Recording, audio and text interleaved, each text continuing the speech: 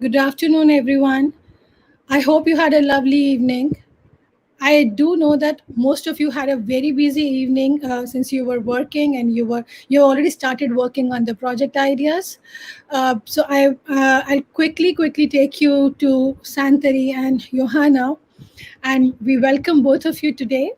Thank you very much for joining it.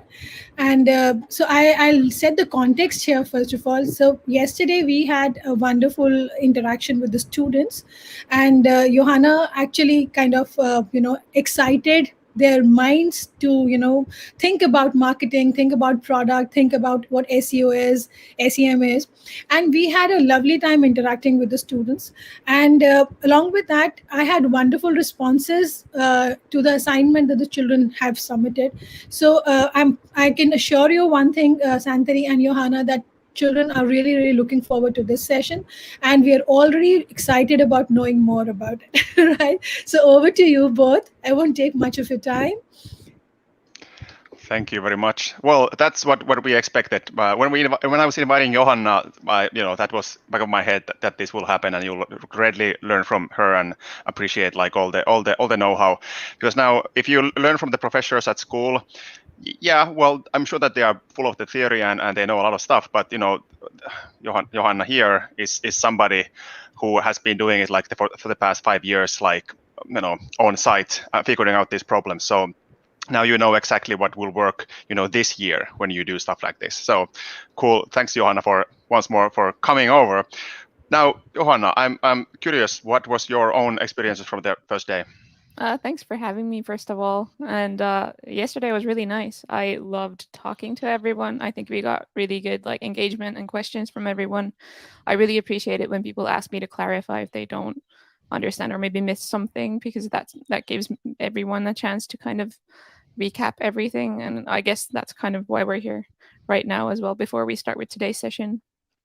Absolutely. Was there some, well, first of all, for the audience, great, ask questions. Keep asking today. I'm sure that there will be even more intense stuff. The information overload will be more intense today.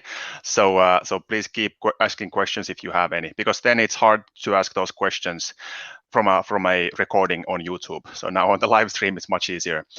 Were there some questions that were very regular that maybe should be recapped before we go into today's? Some terms maybe, but I have actually sent my slides over to Anamika, and those should clear up everything, hopefully, if you have any questions about terms. Yeah. How about the audience? Do you have some questions from yesterday that you feel like should be answered, some sort of a missing piece of the puzzle before we go into today's agenda?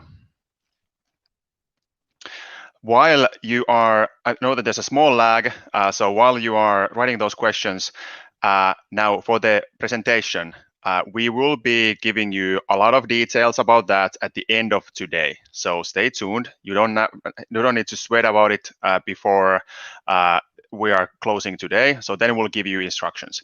The core idea is that we want to give this challenge as very open-ended. The reason is that we know that at school, wherever you are learning today, or tomorrow when you go back to school on Monday, we know that there will be very specific questions with very specific answers. It's sort of the cultural thing where we like to ask you very broad, very open-ended questions, because that pushes your brain to actually figure out this stuff. So that's why I understand it might be a cultural difference, and it's hard to understand sometimes what we are asking from you, but that's sort of the point. So sorry about that, but at the same time, we're really trying to make this as fruitful as possible for you guys as well.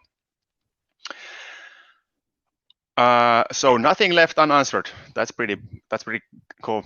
So Johanna, you said that some of the first teaching experiences here, so great. It was clearly a natural with that. But hey, about the SEM, what was that about? That is search engine marketing, and that's about getting organic traffic to your website through Google or other search engines by creating content and websites that are actually relevant to people, your customers, and providing content that answers their questions about your product or your industry, so they can find you organically when they're doing Google searches that are relevant to whatever your trying to sell people. And like I said, I sent over my slides to Anamika, and she will get them over to you after today's session. So you'll see all of my materials. It'll probably be a better brief than what I can do in like 15 seconds here. So yeah, so SEM, search engine marketing. All right. So now, sorry if I pronounce your name wrong, but Ridula, I might say that terribly wrong, so sorry about that. But you were asking that if you about the you are building on your own idea, and I'll brief about my product and about the go-to-market. Is that fine? Perfectly fine. I'm sure it's going to be very interesting to read your presentation. Okay, are there some privacy policies which should be kept in mind while brainstorming for digital marketing strategies? Quite a large question. Have you actually touched that yesterday, or are we touching that today? no, not really. No. That's Well, yeah. We'll be talking about some consent and privacy things with email marketing, but that's mostly just pertaining to email marketing. We did talk a little bit about Google's tracking cookies and things like that, but those are not my kind of area of expertise since I'm not a technical person. I'm not a web developer. Yeah, but as a sort of a general comment about that, if you plan on doing business in European Union, look up GDPR, try figure it out. I know it's a wall of text, but those will give you the sort of guidance how to work here. Of course, with the United States, there are their own privacy laws there. So whenever you're planning on going to a new market, just case by case, figure out what's there, what is needed. Typically, it's relatively easy to find, at least in Europe and US. So, and of course, nobody wants to relearn the wheel. So if you are planning on doing business in the United States, for example, why don't you go and check some big company's privacy policy and see what they are doing, and maybe some copy paste is useful there. But that's one. So okay, so if we don't have that many questions about yesterday, then maybe I'll just go in backstage and let Johanna take the floor, and you'll be chatting with me about AI and chatbots and lead generation soon anyway. So what if everyone's presentation is great? Will you onboard us all? Yes. Yeah. So when I was in the classroom teaching university, or the degree that I was doing, we were always said that don't compete within the group, compete with the other groups. So since we are one group here, I mean, there is no point us competing against each other. So if there are more than what we planned, great presentations there, then absolutely. So we will do our best to get at least of course the certificates and the LORs to as many people as deserve them. Of course, we don't have infinite budget, so we cannot all hand out Alexas to every single one who is here, but for the certificates we can. All right, but hey, maybe it's time for me to go back, and then Johanna, stage is yours. Sure. Yeah, I'll start sharing my screen. There we go. Yes, hopefully you can see it. So today's first topic is email marketing. The reason I want to talk about is that there is one big problem with all of the kind of advertising I've talked about yesterday. So search advertising, display advertising, social media even, is that we've all kind of gotten used to seeing it so far that we're kind of ignoring it. Like if you see ads in a website, for example, like on a website hidden into content or by the sidelines in a banner, you just kind of scroll right past it. If you get an ad on YouTube before your video, you're just going to wait for the skip ad button. We're not really paying attention to all of these ads that we're constantly getting bombarded by because there are so many of them. But there is one channel where advertisers can reach you personally, and that is your email. 90% of people who have an inbox, an email inbox, check it daily, and some of them do it up to 20 times a day. So it's a way of reaching people fast, reaching them personally, and reaching them guaranteed. Someone saying in chat that my voice is very low. I hope everyone isn't having the same problem. You can also turn up your own speakers if you can. One thing about email marketing is that people think it's spam. You're getting spammed by all these advertising emails and you're getting offers that you don't want. That's not ideal. That's not what you should be doing as a marketeer. You should not be spamming people. It should all be very relevant. It should be targeted to your audience, to the people you're sending it to. It should be something that they're happy to receive. And we're going to talk about how to achieve that today. So email marketing is for very diligent marketers. It's for people who actually have time and feel like they want to put effort into this because it's a lot of work. But it's great for supporting a range of goals, from spreading awareness of your product to conveying information like about events or offers. It's great for supporting your search engine marketing. Again, that means creating organic content like blogs, valuable content for your customers, and emails can be one way of getting it to them. It's great for generating leads, for getting more information out of your customers that you need. It's superb for making sales because you can send offers to people directly and they can just go to your online store and apply those coupons or whatever. And it's great for nurturing your customer base after they purchased by, for example, sending tips to them about how to use their new product. One thing that's really important when planning your email marketing is the customer journey. And this is a bit of theory that we're going to go through kind of step by step. It's a 5-part process from that point where a customer kind of first becomes aware of your product to when they bought something and they're super excited about it and they're telling all of their friends about it. But there's a lot of steps in between those two things. And we're going to go through all of them and maybe even talk about some examples of emails that could be good for a customer in each of these stages. So we begin with the awareness stage, which means the customer has just become aware of your product and your business. They may have seen an ad somewhere, like a display ad, for example, on a website they go to, and they're like, okay, this is a thing that exists. Then after that comes the consideration stage, where they're kind of they've maybe made a decision to purchase something like your product or service, but they're looking into their options. They're like, okay, there's a couple companies that offer the same kind of thing. I wonder which one I should go for. Then there's conversion, which means they are now buying your product. They have bought your product and they have become your customer. After that comes loyalty, where they're happy with their product and you're kind of trying to get them to stick with your brand and maybe buy again. And the last stage is advocacy, which means they're talking to their friends, they're posting on social media, and they become a very vocal supporter of your brand. That's where you're trying to get to with every customer you have. And we'll go through these in more detail very soon. We'll start with awareness. So this is, like I said, the first stage of the customer journey. Maybe they're researching their options for something they might want. They might not even need or realize that they need something yet. They may have visited your website through an ad. They may see ads on search or display, but they might not even click on them yet. They may be going to your social media profiles. They might see something you've posted and be like, oh, this is a cool company, this is a cool product, but they're not really super serious about purchasing anything yet.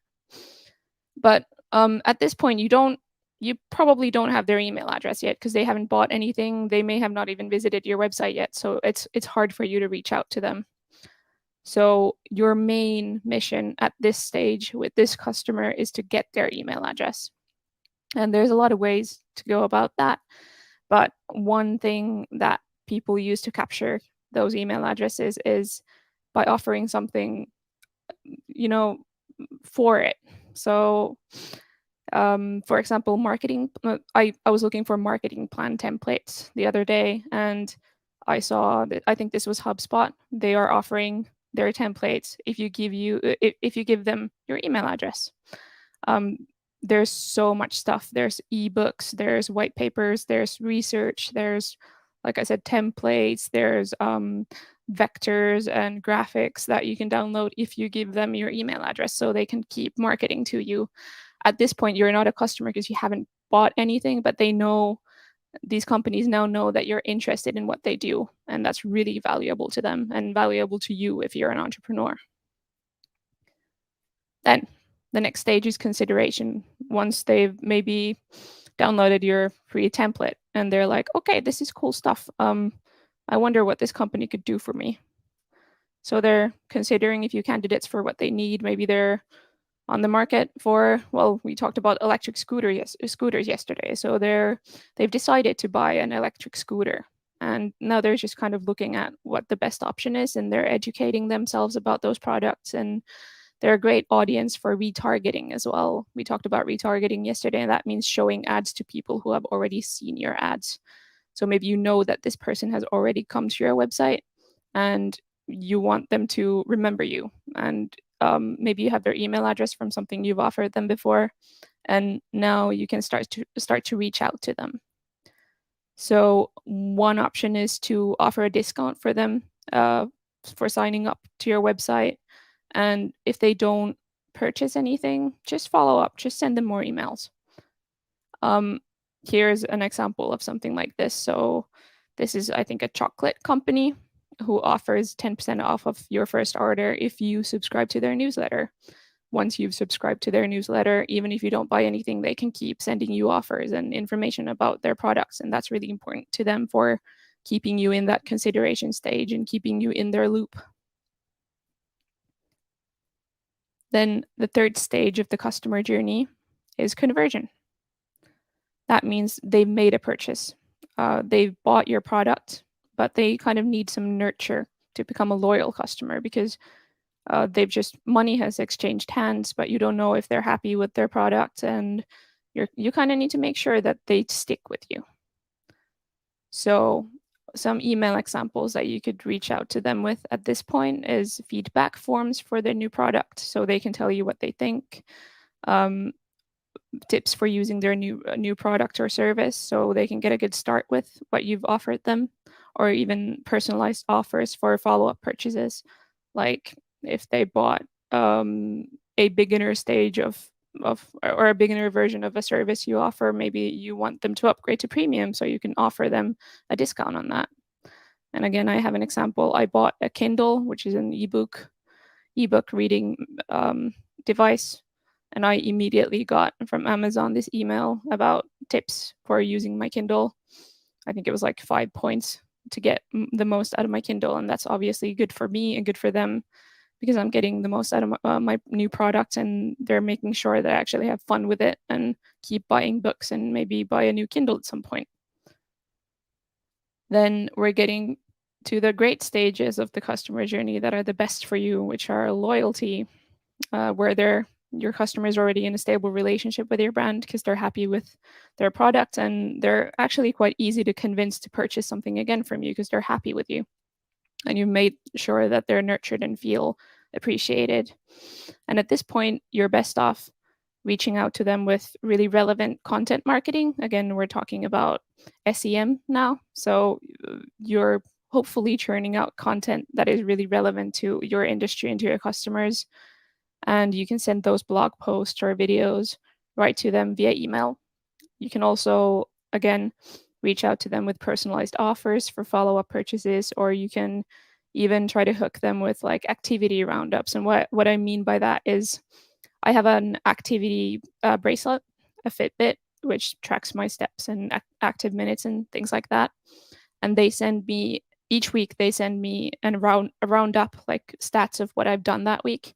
And if I haven't used my Fitbit that week, I feel bad, because, you know, I see all of those graphs going down, and it just makes me want to put my Fitbit on and go for a run. And that's a really good way of hooking people via email. I have another example for this here. So because I'm a huge nerd, I bought some miniatures for tabletop gaming, and last week I got a personalized offer for more miniatures if I need them. I didn't end up buying here, but I appreciated the offer. And the last stage, after they're loyal and they're happy, and maybe they bought something again, and they're kind of convinced at this point that your brand is great. They're talking about your product, they're talking about your brand, they're posting on social media, they're recommending it to their friends, they're zooming around on that electric scooter and everyone's asking, where did you get that? What brand is that? And they're happy to tell people. And at this point, again, maybe your email angle changes a little bit. You can ask them to refer friends. Maybe you offer discount codes for every time their friend buys an electric scooter. And you can also gather testimonials. So ask people what they think and maybe use those on your website as examples of happy people. Here I got an email about referrals.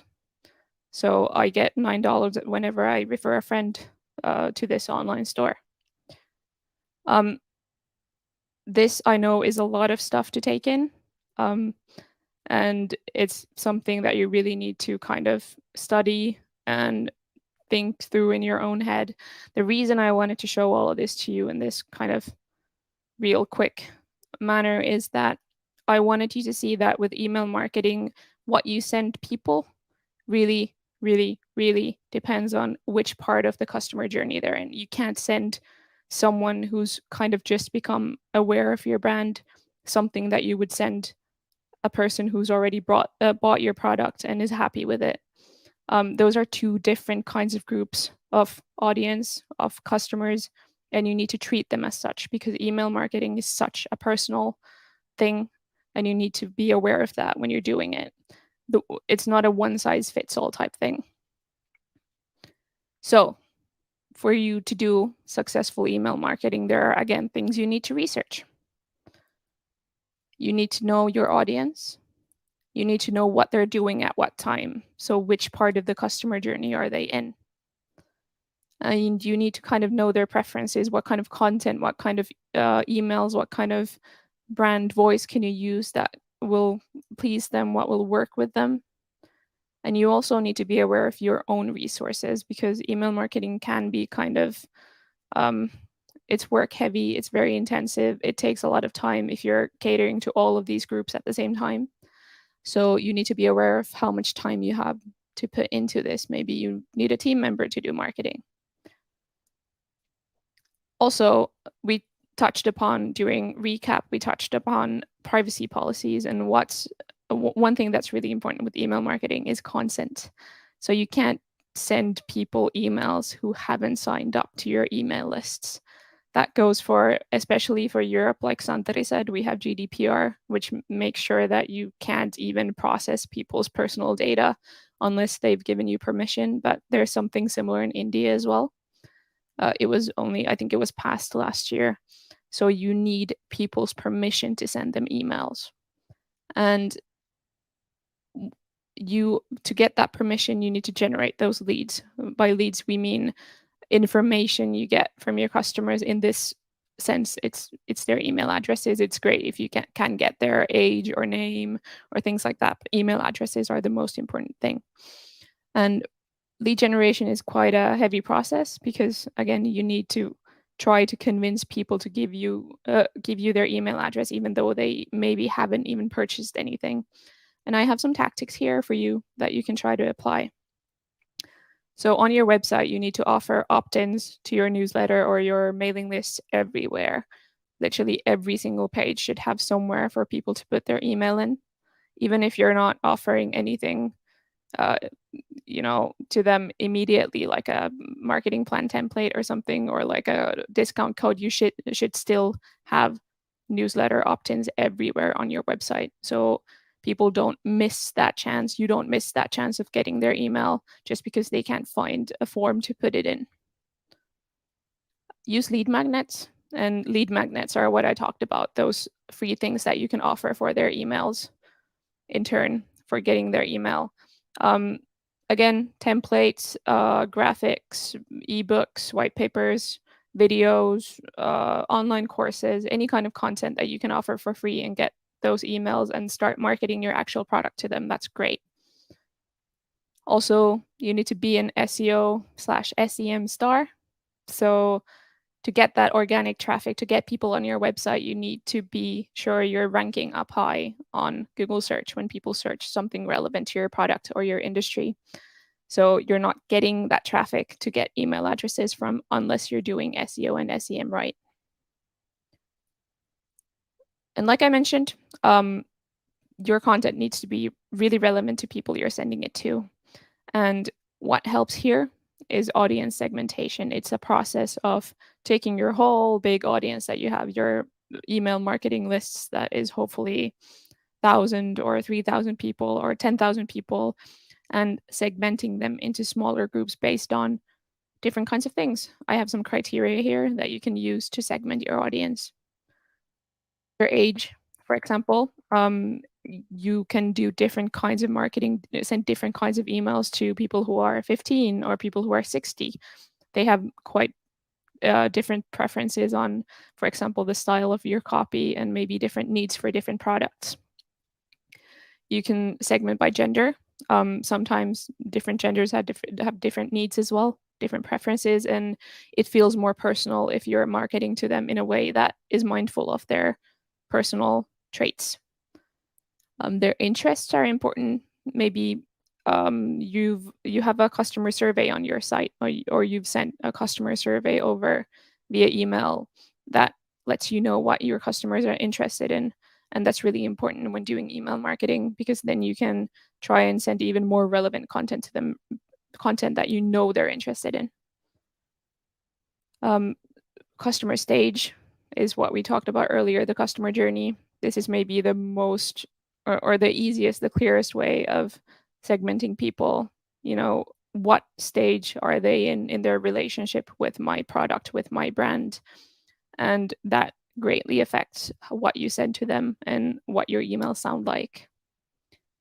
Also, their purchase behavior, which is kind of related to the customer journey.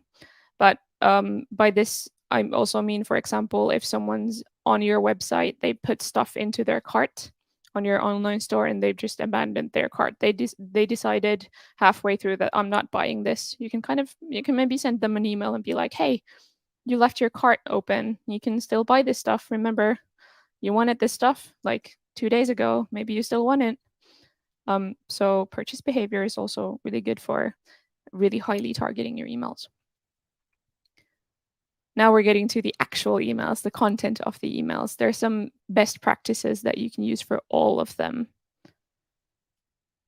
Personalize. If you have your customer's first name, for example, start with it. It makes it feel more personal, even if it's automated. It's usually automated when you're using email tools. But it still feels more personal and more human to them. Be concise. Don't have tons of text. No one has time. At least I get tens, even hundreds of emails a day with my work and personal inboxes combined. I don't have time to read through like long-winded emails about anything. I just want the offer code, or I just want the link to the blog post, and that's it. Be super relevant. I literally can't underline this enough. Be relevant to what they need, what they're interested in, what their customer journey stage is. And always, always, always call to action at the end of the email or throughout the email. Have a button that they can click, have a product that they can buy, have a blog post that they can go to. Otherwise, you don't really have any way of knowing if your emails are working, because there's nothing to track, there's nothing to measure. And always proofread your emails, because it's very unprofessional if you have lots of typos or horrible mistakes in your emails. Sometimes it goes wrong. I've personally sent an email to 8,000 people with an offer code that was only good for one use. So the first person who used the code got to use it, and the rest of the 7,999 people couldn't. And I got a lot of emails about that, and I felt horrible, and I've never made that mistake again. So proofread and make sure everything works before you send it over. Again, honesty time, downsides of email marketing. There are some that you need to be mindful of. It takes a lot of planning. Audience segmentation alone takes a lot of time. Planning those segments, figuring out what works for you, takes a lot of time. Then orchestrating all of these campaigns is really tough. It's easy to go wrong. It's easy to get greedy and spam people, or to send the wrong offer code to 8,000 people. It's risky, and you need to be very mindful of what you do at all times. There's no space for carelessness in email marketing because you're reaching out to people personally. Also, there's tons of data. There's already people in the chat asking about how you can keep track of your customer journey, and I'll be talking about that very soon. But there is tons of data to go through and collect and kind of stay on top of. And it's hard, but thankfully, AI is there to help you again. Lots of different email marketing tools and customer relationship management tools like HubSpot, which I showed you yesterday, have AI that tracks what people do on your website, in your online store, and they automatically segment people into these different stages of the customer journey. So you don't have to look at all these 1,000, 2,000, 5,000 people and what they're doing on your website, who's buying what, and dragging and dropping people into little groups. So these tools have AI to do it for you, and that's super valuable.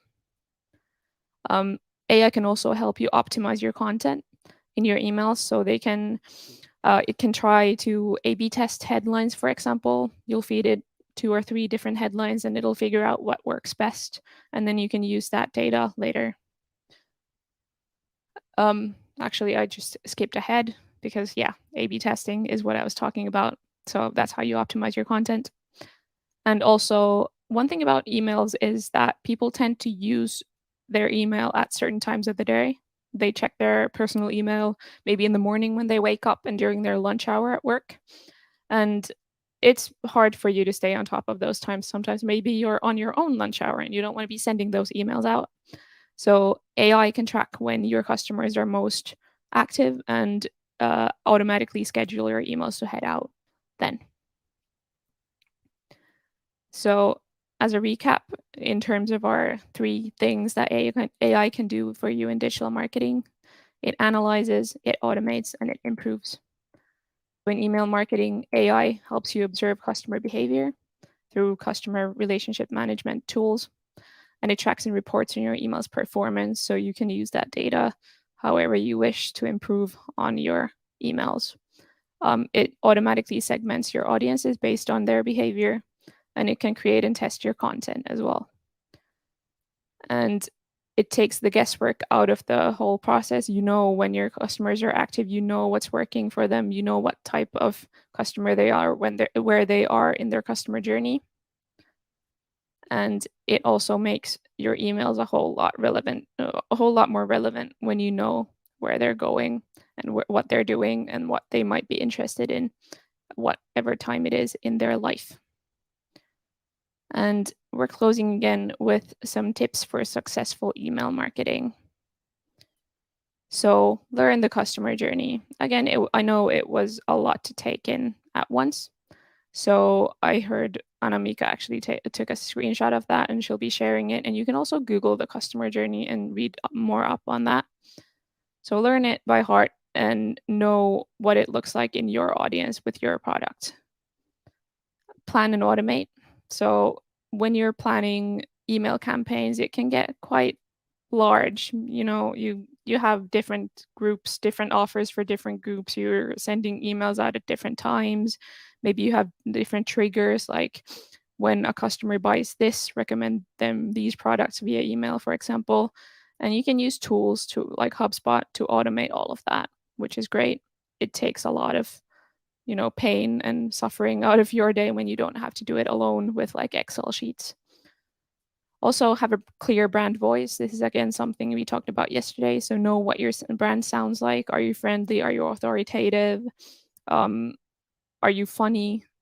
All of that helps people feel like you're more human, like your brand's more human, and that you put thought into it.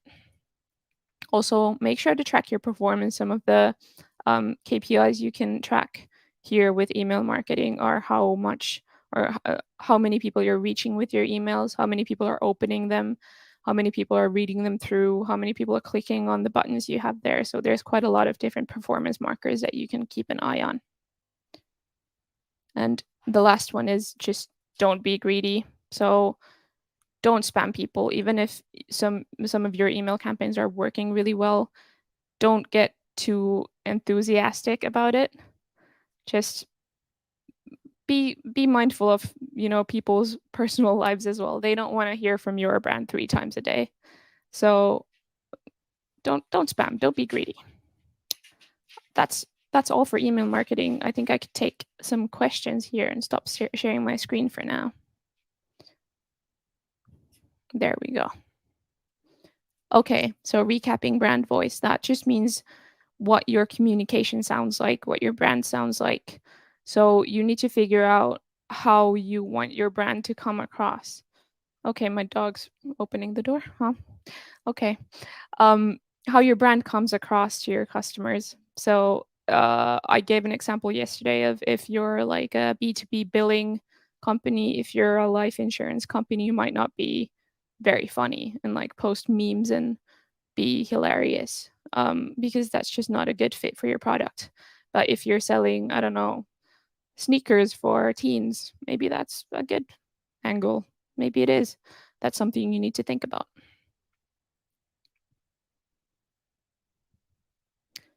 What are some resources we can use to keep track of the stage a customer is in? So I recommend you use a proper customer relationship management tool set like HubSpot. They actually have a very good free toolkit for that. So if you're just starting out, you don't even need to pay anything for it. Basically, it helps you collect all of that data from your customers, track what they're doing on your website, and again, automatically segment them into different stages of the journey. How do we get to know about customer staging? Can it be done by AI? Well, I just kind of answered that. So yes, AI helps you keep track of your leads.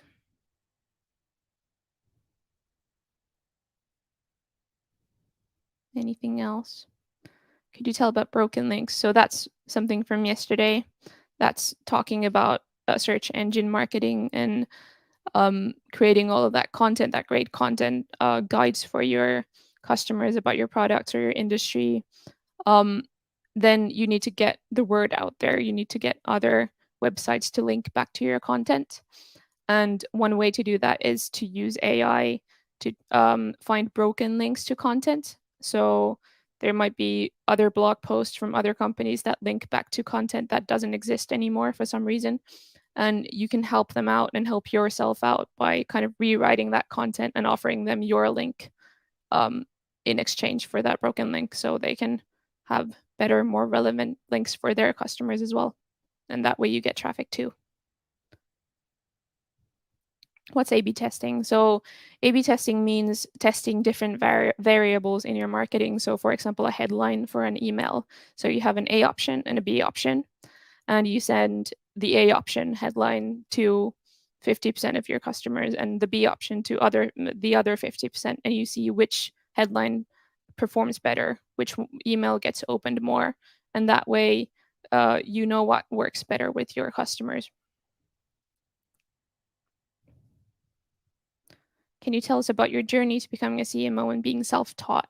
How did you get your first experiences? Well, actually, Santeri is a big part in this. I studied journalism in a university in London, and I was dead set on becoming a journalist, but actually it's not that easy.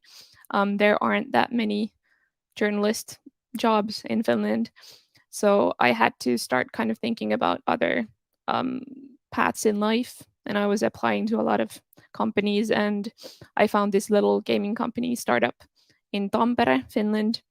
And I applied to it. It was Santeri's company, despite me not having any real experience in marketing or anything like that. I was just a journalist, and I had freshly graduated. They saw some potential in me, and they took me under their wing, and I got all of my first experiences there. I learned, like I said, I'm self-taught in that. I learned everything basically off the internet, attending workshops like these, doing certificates on Google Skillshop, things like that, and just doing and learning from my mistakes. And I think that's maybe the best way of learning. You can obviously go to college, go to university, learn all the theory. That's a great foundation for your professional life. But learning by doing and learning from mistakes, I think, is the most valuable way of learning. Generally, people ignore advertising mails. How to cope with that? Make it interesting, make it relevant. That's all you can do. If that's not enough, then maybe it's not a customer that email marketing works well for you, or well for them. But all you can do is just try to be as valuable to your customer as possible, so they are tempted to read those emails, to open those emails. Elaborate audience segmentation a bit more. So by audience segmentation, we mean grouping your audience, your big, large audience, into smaller groups that then helps you target your content to them more narrowly and more relevant. So they have these different groups, they have something in common, for example, their interests, their demographics, their customer journey. So you don't end up sending the same general emails to your entire audience. How can I improve email marketing? Again, with all of the tips I just gave, so be relevant, be concise, proofread, and use tools, use AI tools that can help you as well. How to know about the interest and gender of our audience. That's data that you need to collect through surveys, for example. And also, if you're doing different kinds of marketing at the same time, for example, search marketing or search advertising, so you're showing your ads on Google search, they do a lot of that data collection for you, so you can see who your ads work on best. You can see the sort of gender and age breakdown of your audience, the people who are clicking on your ads and are most interested in your product. And that way you can also make educated guesses about the way your audience is. Can we even conduct camps for our audience to become create awareness about your product? I mean, yes, that's one way of doing content marketing, is doing, for example, these sorts of workshops for them for free or paid. Yes, you can. Qualifications working in the gaming industry. The gaming industry is fun in that it's such an interdisciplinary industry that you can get into it basically with any kind of degree, and maybe even without a degree. If you have, natural skills for something, if you're very artistic, you can go into concept art design. If you're good at coding, you can go into the programming side of things. You can be in marketing like I was, even though I don't have any technical know-how. So there's so many different sorts of ways of conducting gaming business that there's a place for everyone.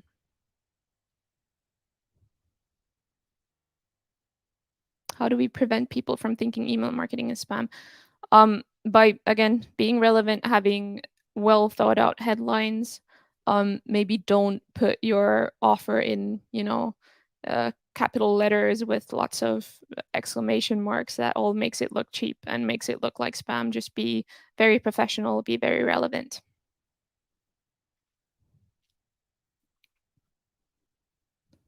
Will Google Ads help in knowing about the audience? Yes, like I just mentioned, they do collect a lot of data that you can then use to your advantage.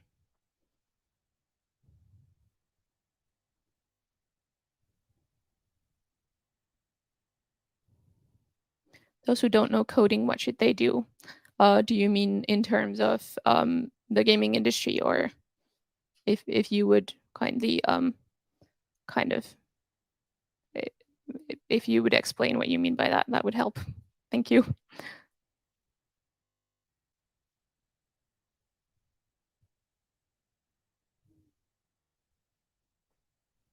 Anamika, you're on mute. Sorry. So I think the question here is that children who don't know coding, can they be a part of the gaming industry? Yes, absolutely. Like I said, there's a lot of jobs for people who don't know coding. There's people who do art. There's people who do marketing. There's people who are writers and they need to write up all the scenarios for the games. There's so much you can do. You can be a journalist. You can be a streamer. You can be an influencer. It's such a diverse industry. Or you can just start a company and don't know anything about it, like I did. Yeah. You learn when you're doing. So. Yeah. So There's another question. Is there a time limit for which we should wait before we send the next email to the customer? There's no set time limit, but I'd say daily is your like maximum that you can send. Daily is maybe even too much. Just think about yourself. How often would you want to hear from a brand? Um, Maybe every few days is like a good solution. It's not too rare, but it's not too often either. Yeah, think Uh, about, for example, if you are like a media, if somebody is super interested in games and what happens in the game industry, and they every morning when they go to school in a bus, they can read your best headlines about gaming industry in the morning. That Yeah, might be everyday thing. If it's like a shop that sells shoes, maybe people are not interested in having new shoes every day. yeah, You know, use your good. imagination with that. right. There's another question. Do Google Ads help you in understanding your customer? Yes, like I said, when you run Google Ads, you are continuously collecting data on what your customers like, what they are like, how they behave on your website, what works for them. So it's all data that you can use in other forms of marketing, like email marketing. You can apply all of those little tidbits of information you learn from your customers. All right. A question for Santari. Under what conditions did you start your own company? Why did Well, you? well, it was which one? Maybe that's the question. But well, I was a big gamer myself, and I was playing Minecraft back in the days. I was studying to become a teacher, and the combination came from that. So I wanted to use the game in my class, and it was exciting.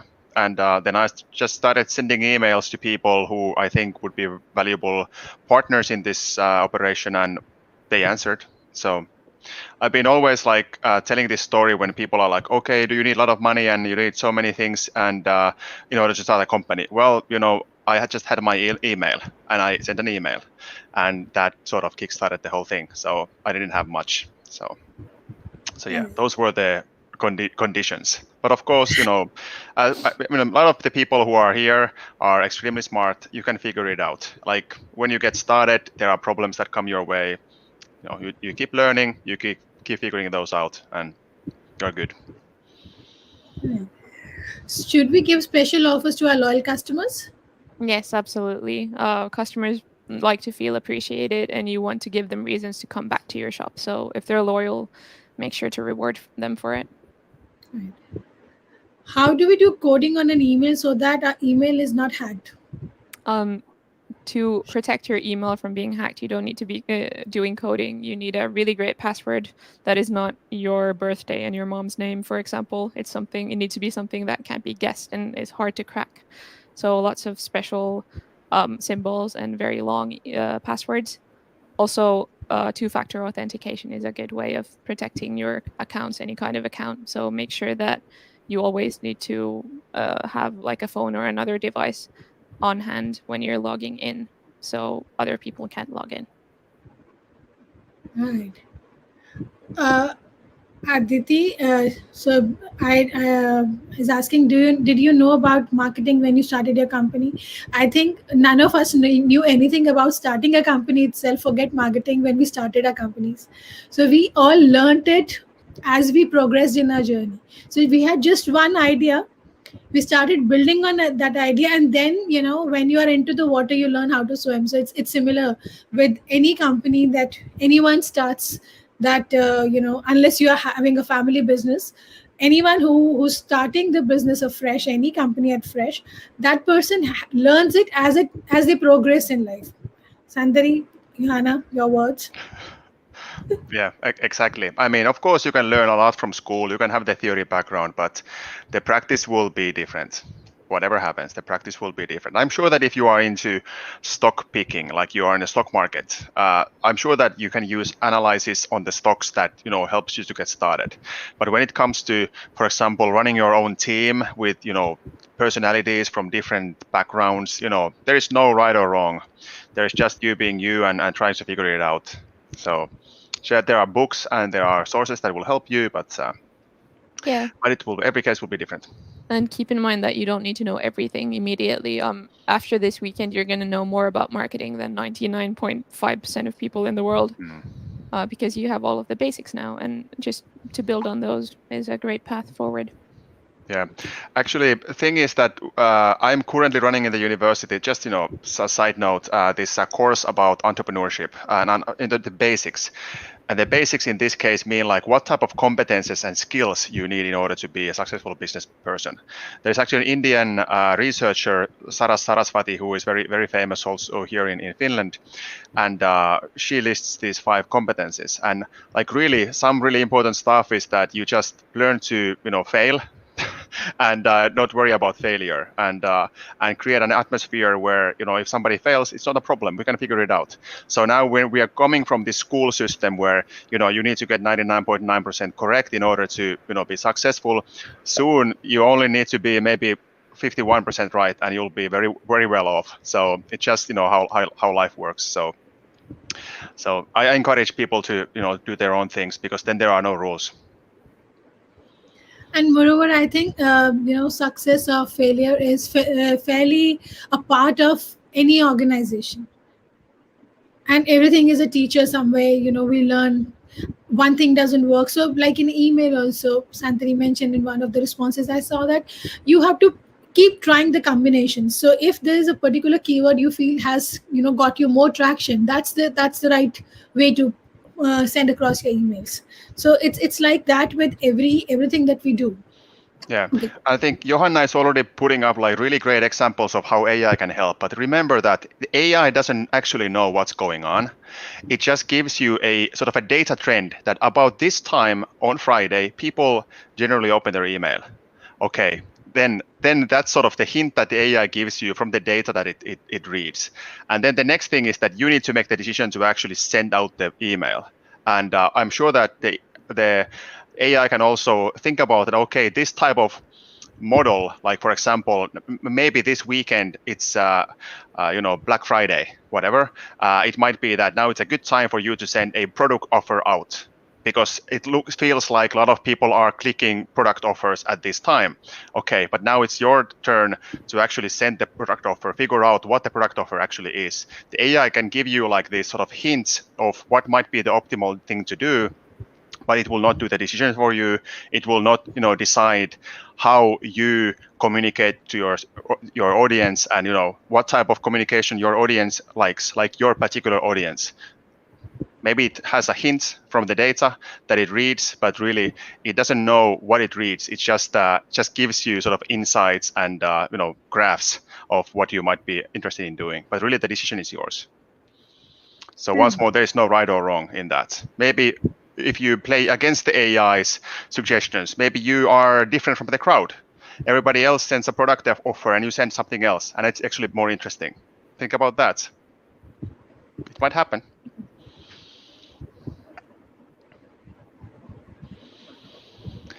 What if someone is from medical sector and wants to come into gaming industry? Why not? I mean, I'm sure that there's a lot of game ideas, for example, that could learn from medical expertise or could use that. Or maybe, let's say there are challenges in the medical sector, like let's say calculating these medical math problems to get the right doses for people. There might be gamification opportunities there in that space. So both making games for professionals or gamified content professionals, but also maybe creating games about medical settings, like Sim Hospital back in the days. It's a really cool game.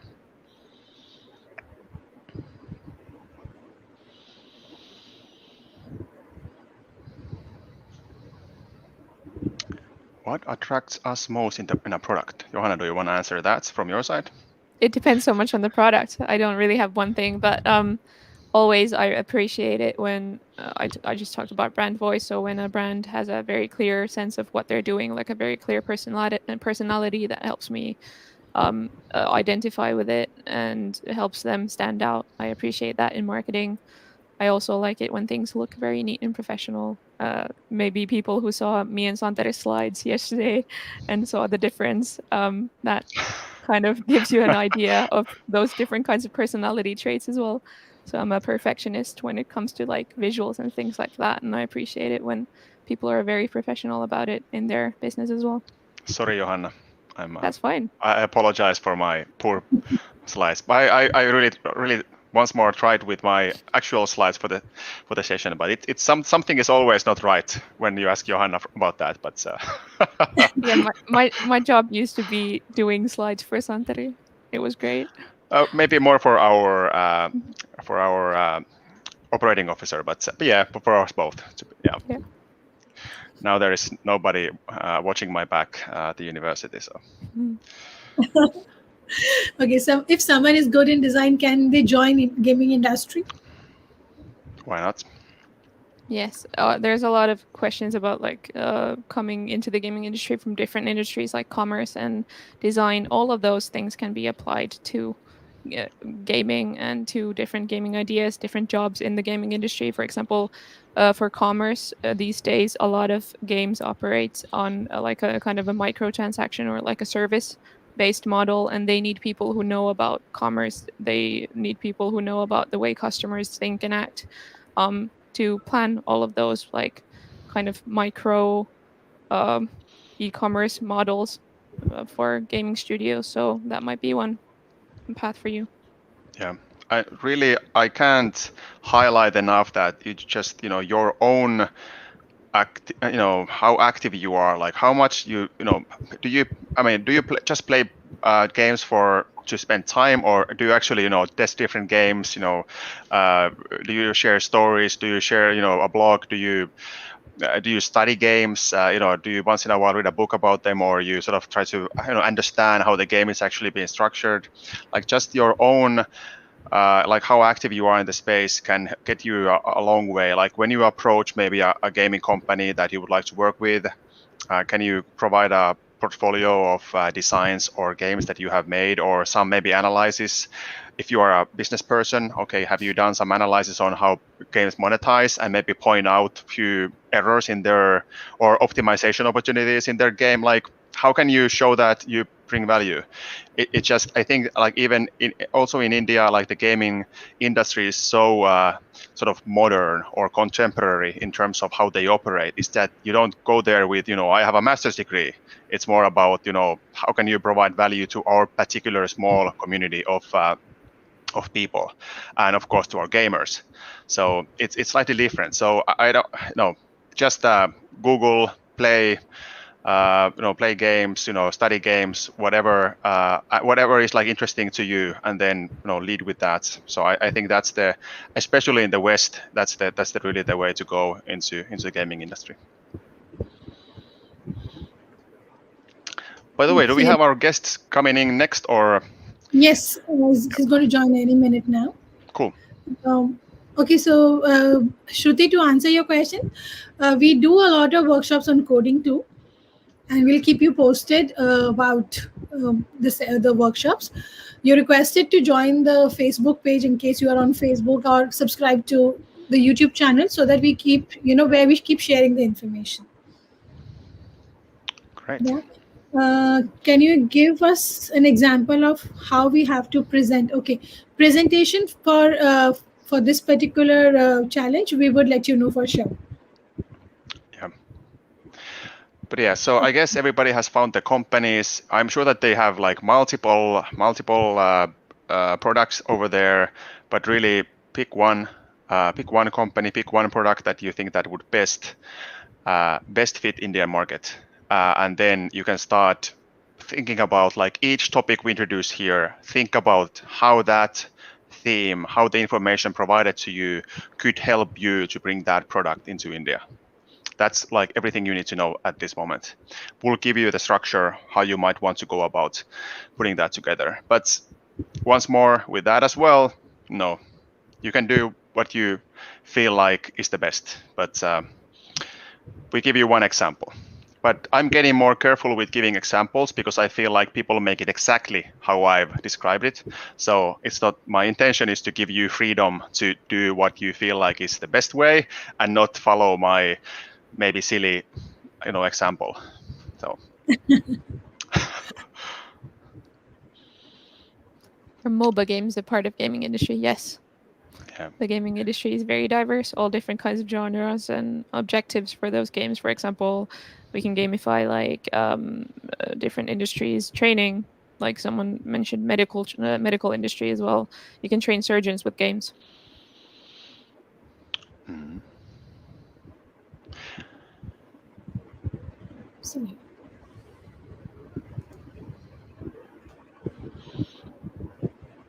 Would Samteen, or would you like to use an app to learn about personal finances that includes games to teach? Santari actually has lots of experience on this.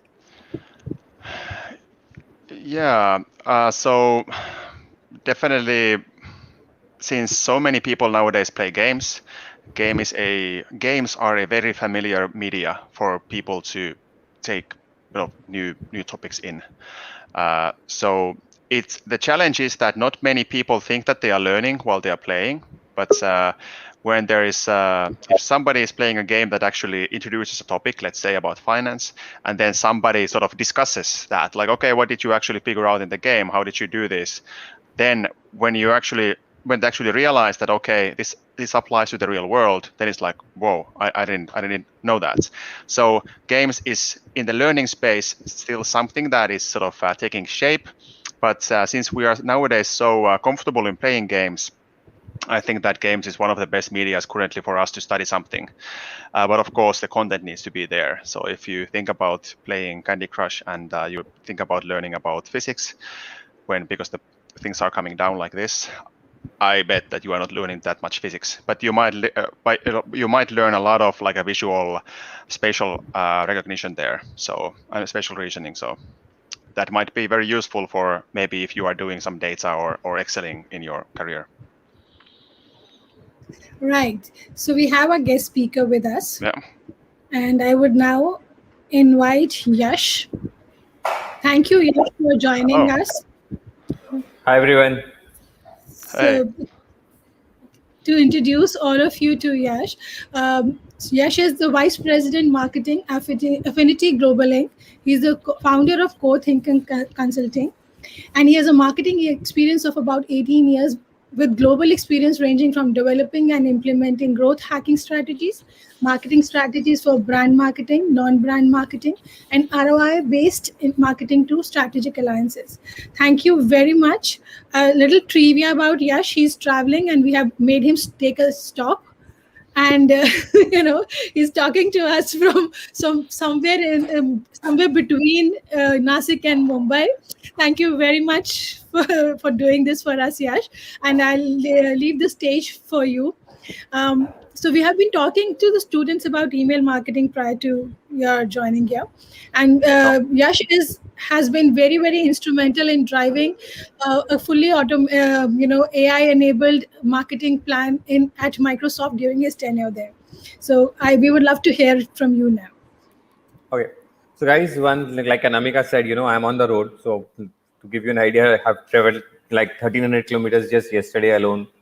And now again, I'm on the road. So I don't have a presentation ready. So we're going to talk and I'm going to show you a couple of things on my desktop. Anamika, I can share my screen, right? Yes, you can. Okay. No, I think it would be yes. Yes, it Uh, is. Okay. So yeah, like I said, I'm gonna do let it be a lot of informal. Please ask as many questions as you want, and let's talk about how email marketing is normally done. What is it needs? What do you need to have? What kind of tools that you can use? And that's something that I'm gonna try and cover. And yeah, that's about it. So, without wasting any more time, see, email marketing is a necessary evil. The reason I use the word evil is because there's a lot of loops, a lot of problems, there's a lot of fatigue. People get irritated because when I open my mailbox, I'll find more spam emails than my real emails, and that's why Google came up with this inbox divided into three or actually four categories: a primary inbox, which would normally have your one to three emails. Then you'll have a promotion inbox; only promotional mails go automatically. Then third would be the social, inbox where all your social messages, alerts, or Facebook and all go in one place.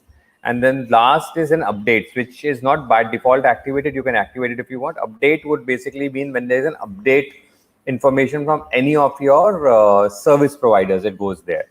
For example, if it's a bank which is sending you a message about, sir, this is a new thing which has come up. So ideally, if the update box is not there, it would go into the inbox. But if you have an update box, it will go in update box automatically. Now, the trick in email marketing is to ensure that your email does, apart from these, you have one of the biggest problem, which is a spam box or the spam emailers. And whatever email marketing we do, we need to ensure that we don't end up in spam. And is it possible? Yes, it is possible. Not only that, it is also possible to move from promotion box to inbox or update box if you do your emailer right. So with that, so what does an email? And guys, please keep on. I have opened the comments box and I can see your questions. So keep on asking questions in between. Don't wait for me to stop or complete. You can ask questions in between. I'll take them as we go.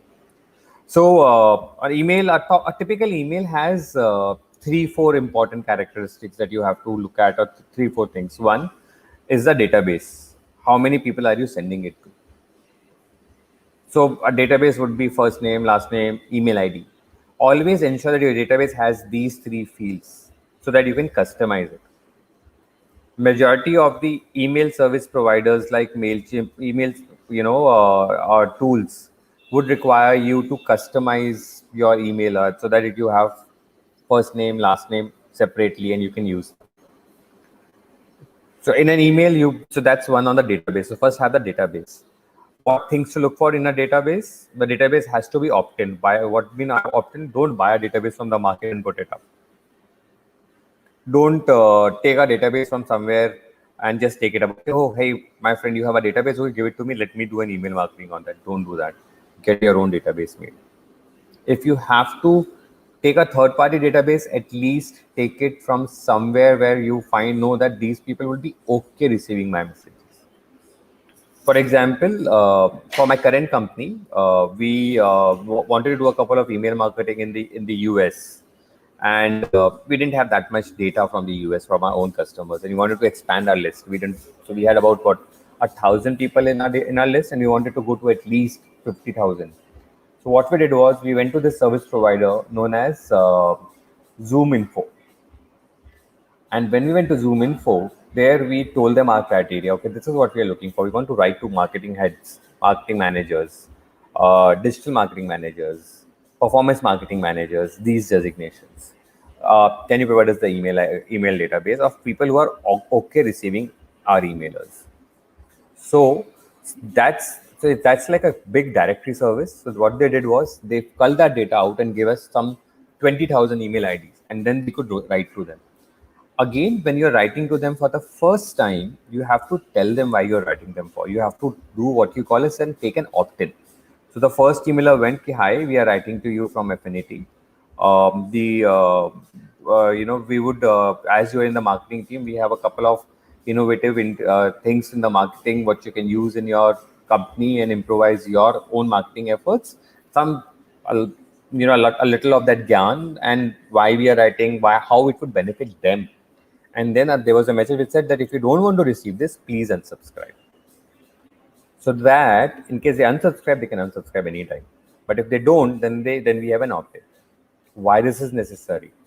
It is necessary for a couple of legal reasons, mainly.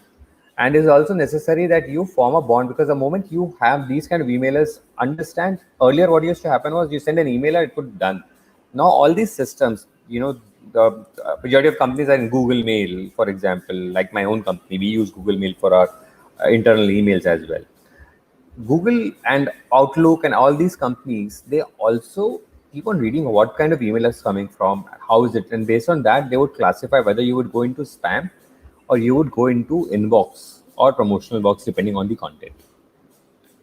So to help that you don't go into spam, you have to establish these things. And you feel who would check? Nobody checks. It's the machine which checks. It's an algorithm. It's an AI which checks. So do that. Second part is when you have done that, then you start sending them your emailers. Always your emailers have to have there's a typical standard format in which your emailers have to be. So let me show you one emailer that we recently sent.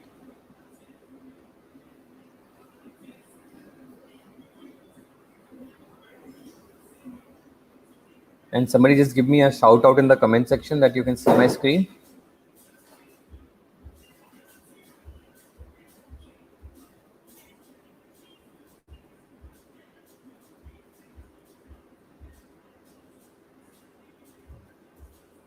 Okay, thanks, Namika. So this is an emailer that we sent to our customer. Now this is a promotional email. I'll tell you why this is a promotional email and why this would go into the promotion box. It would go into the promotion box because there is no customization. It says, and so I'll come to this mark as spam and unsubscribe later on, but this is a standard site plug. It's the company logo. It's coming from site plug. Our header line, our content, and then our email ID, and automatically my service provider adds this because I didn't add my company address in my email, so they added this automatically. But you have to also add a company ID. And also, why did I get this? So here, when I put this database, I mentioned there in the system why so and so company, so and so person is getting this. Unsubscribe from there and update subscription preference. Okay, I don't want to receive this category of email, but I'm okay receiving to other categories of email. So when you set this up, so we send this from MailChimp. So this part happens through MailChimp. This automation happens through MailChimp, but this is a standard blog. So this is a mailer for a step already for going to a standard blog.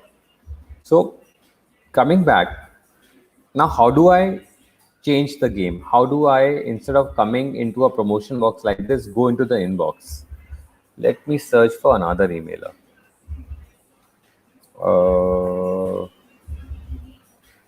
Okay, this is a text email that we did.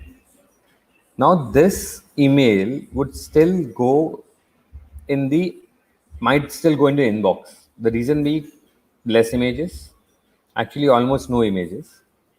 And it starts by customization, say hi.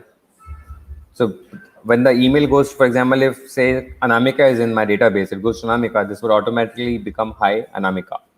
Did you know this personalization, even on the subject, if you see, it would be personalized. Anamika, can we connect? This personalization changes the game. It brings down your spam score. Oh, sorry, I didn't mention spam score. So every email you send, it has a certain spam score. And the spam score depends on many things. One, it depends on, of course, it depends on the emailer, what all you have written in the emailer, how the email is written, that would make it whether the spam score would be higher or lower. It would also depend on, the list that you're sending it to. If many of those people that email, the list that you sent it to, unsubscribe or mark you as spam, see this small button here, report spam. If many people click on this report scam, your spam score goes up, which means not only this email that you're sending, even your other email that you send after this would become a spam, not only for him. Google would actually identify that this email ID from where this is coming, sehernom@vv.com, this email ID is a spam email ID. And even the domain vv.com is a spam domain. So even first, all your emails would start going into spam. Second, all your emails on the domain would also start going into spam. So many a times what companies do, and if you would see, is their emails come from a different email ID than the company's actual domain name. And companies do that so that even if their domain is marked as spam, their actual company domain does not suffer. For example, if I'm sending, let's say, 5 lakh emails a day and VV, my sales team also uses vv.com. Now, problem would be the moment vv.com starts getting marked as spam, when my sales team writes a one-to-one email to their, customer, that would also end up going to spam. Have you ever seen that, at times, even your friends or somebody whom you know, somebody you want to have a business relationship, email goes into spam? Majority of the time, the reason is this, that they would have used that domain to send many emails and people have marked them as spam.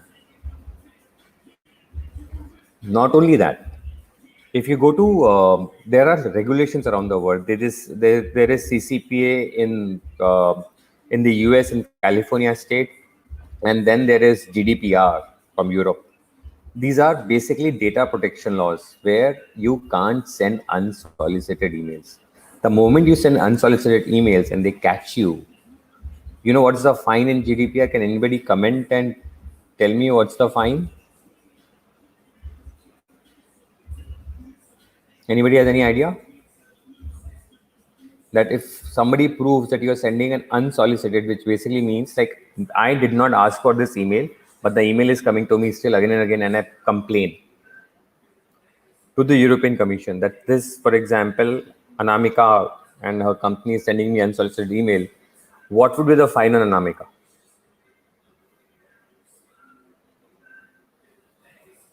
I guess nobody. It would be 4% of the global turnover. Can you imagine 4% of the global turnover, not the turnover of that country, not the turnover of that salesperson, but the global turnover. Now imagine this for a company like Microsoft or Facebook or Google. 4% of a global turnover is a lot of money, and not profits, turnover. So people take it very seriously. GDPR companies take it very, very seriously. Before I had started, Anamika had sent me a question, on why is it important to take opt-in. This is why it is important to take an opt-in. That tomorrow, if somebody complains that your email was sent to me unsolicited, you can get that. You can save yourself. Okay. Coming back to the email, let me go back to the last email. Now I'll explain you why this market spam is on top. This market spam is not actually market spam. What I'm trying to do is visually, this is a trick I use in my email marketing campaign. I don't want people to click on market spam. See why people want to mark me as spam. They want me to mark as spam for two reasons. One, they don't want more emails from me to be coming into their inbox or promotion box or update box. They they want to tell me that you're spamming me, which means I'm anyway gonna lose that person the ability to send an email to that person, right? So why give him an option to mark me as spam here? I give him a button which says mark as spam, which is on my top of my email. This button does not this does not actually mark my email as spam. This basically unsubscribe. This button and this button is actually the same. This also unsubscribes me. It's a small trick which I learned. In UNICEF, we used to do a lot of email marketing.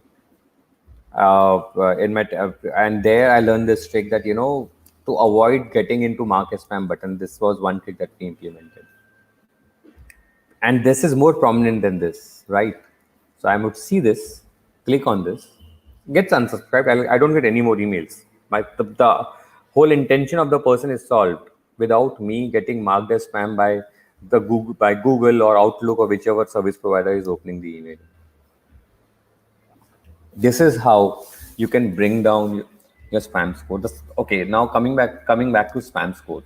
How you can bring down the spam scores? One, of course, don't send unsubscribed emails that people click on spam and make the domain or the sender become a higher, marked as higher spamming persons. But if your email, your domain, your IP, even the IP, the server that you're sending your emails from, is also very, very important.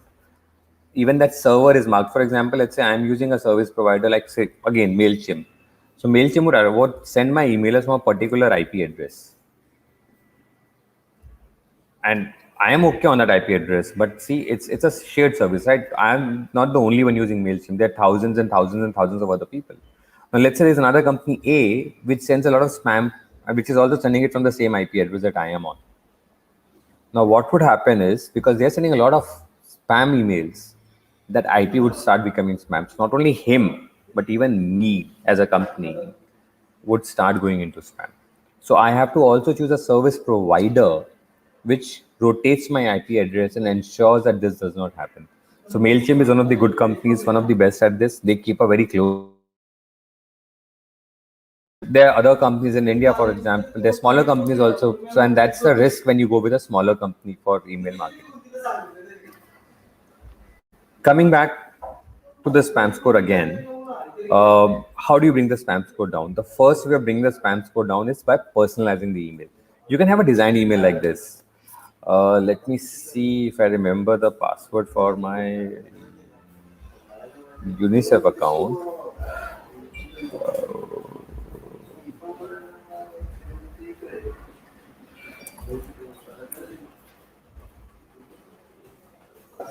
So while I'm opening my UNICEF email ID, uh, the reason I want to show that is I want to show you that. So first thing is personalize the email.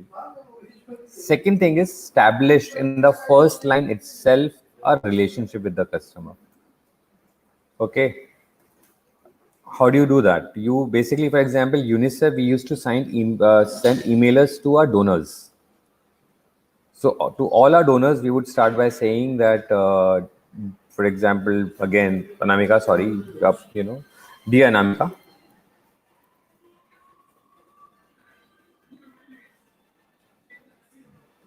dear Anamika, thank you for being a donor with UNICEF.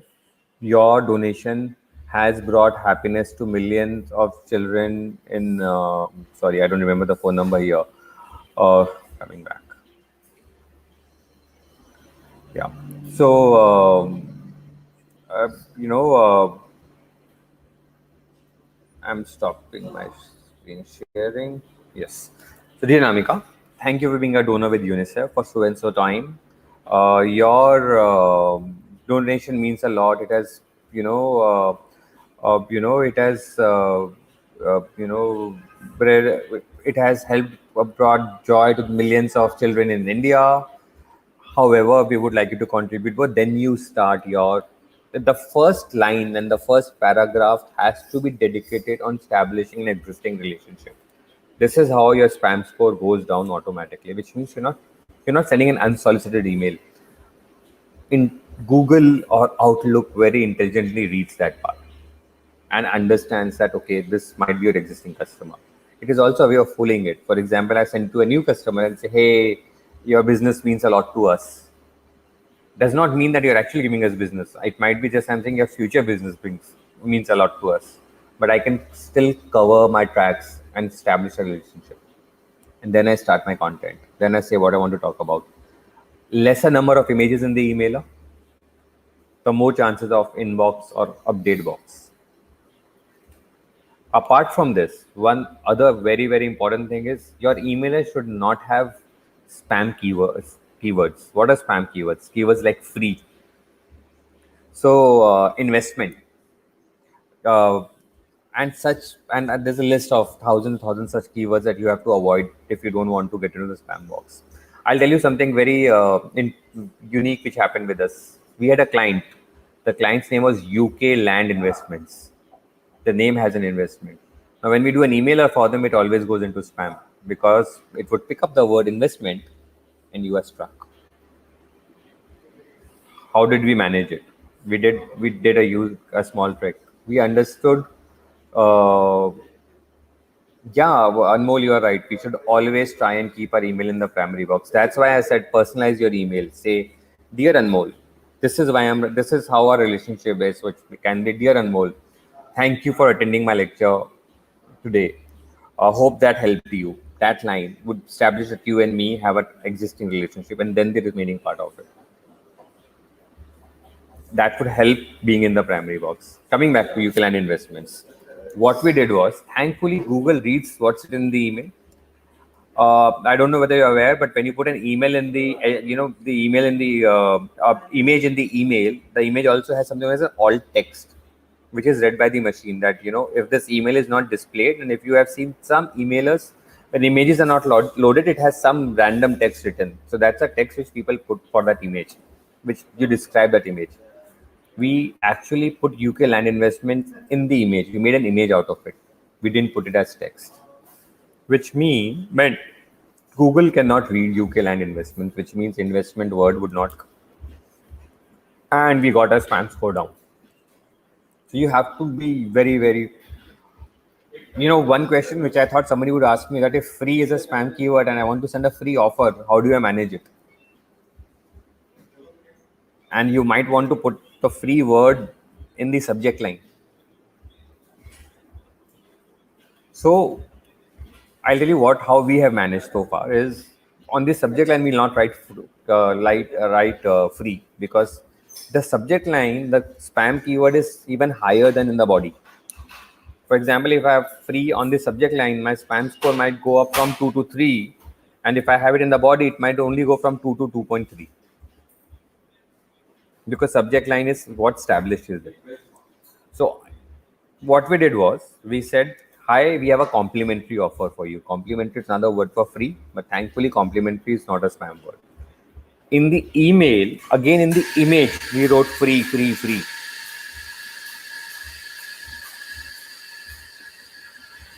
Well, offer is also a spam keyword, but offer has a lesser spam implementation and more than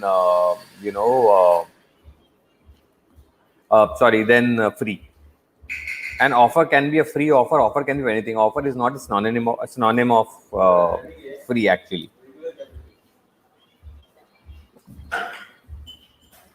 Yeah, yes.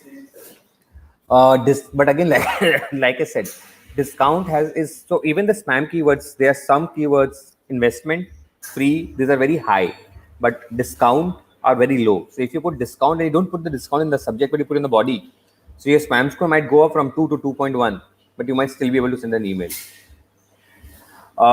There are lists available online. You can just go Google and say, high spamming keywords for email, and you'll find a list. If you want, I can share a list with Anamika later on, not today, maybe after a week. And Anamika can share it with you guys. I have a list with me as well. But you don't need me. You can just go to Google. It's available there. Uh, so, this is how you normally do. So if I have to sum up, because I just saw the time, we have just 3 more minutes.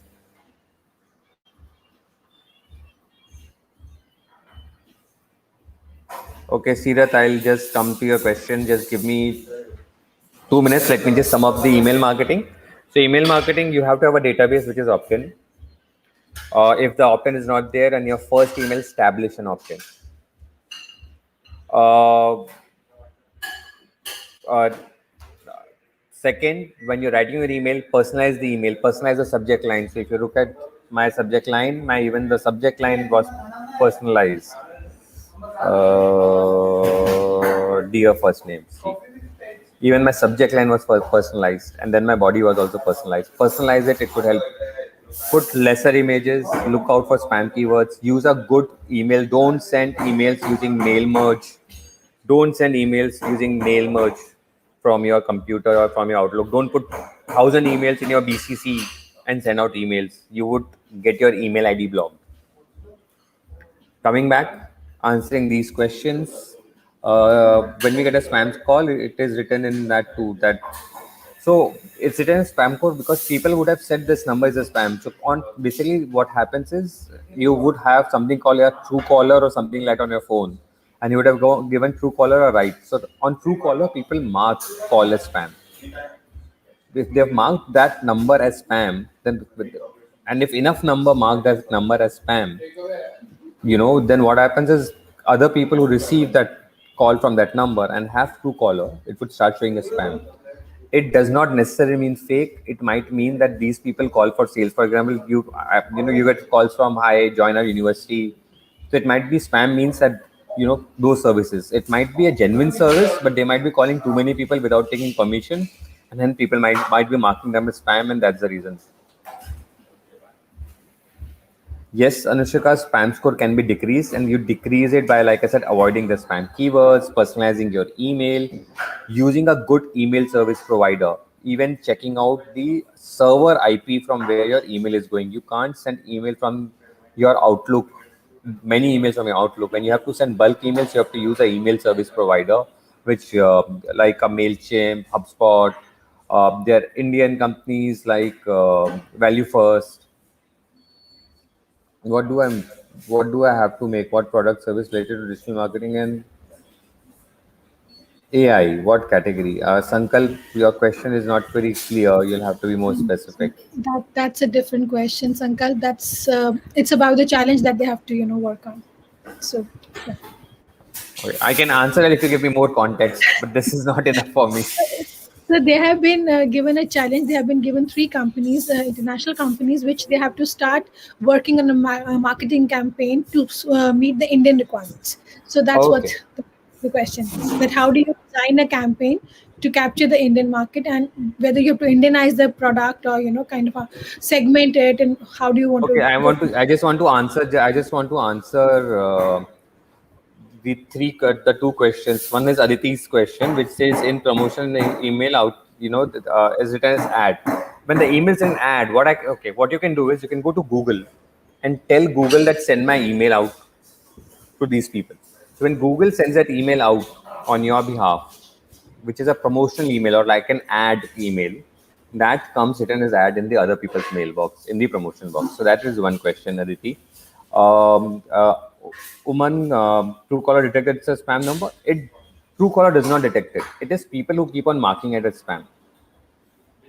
So let's say, Uman, your entire class gets a call from me, and all of you go to Truecaller and say, spam, this person is calling me. Then somebody else, for example, Anamika starts seeing who was not in your class, but if I have reached enough threshold to be classified as a spammer, then when Anamika gets an email from me, it would say spam.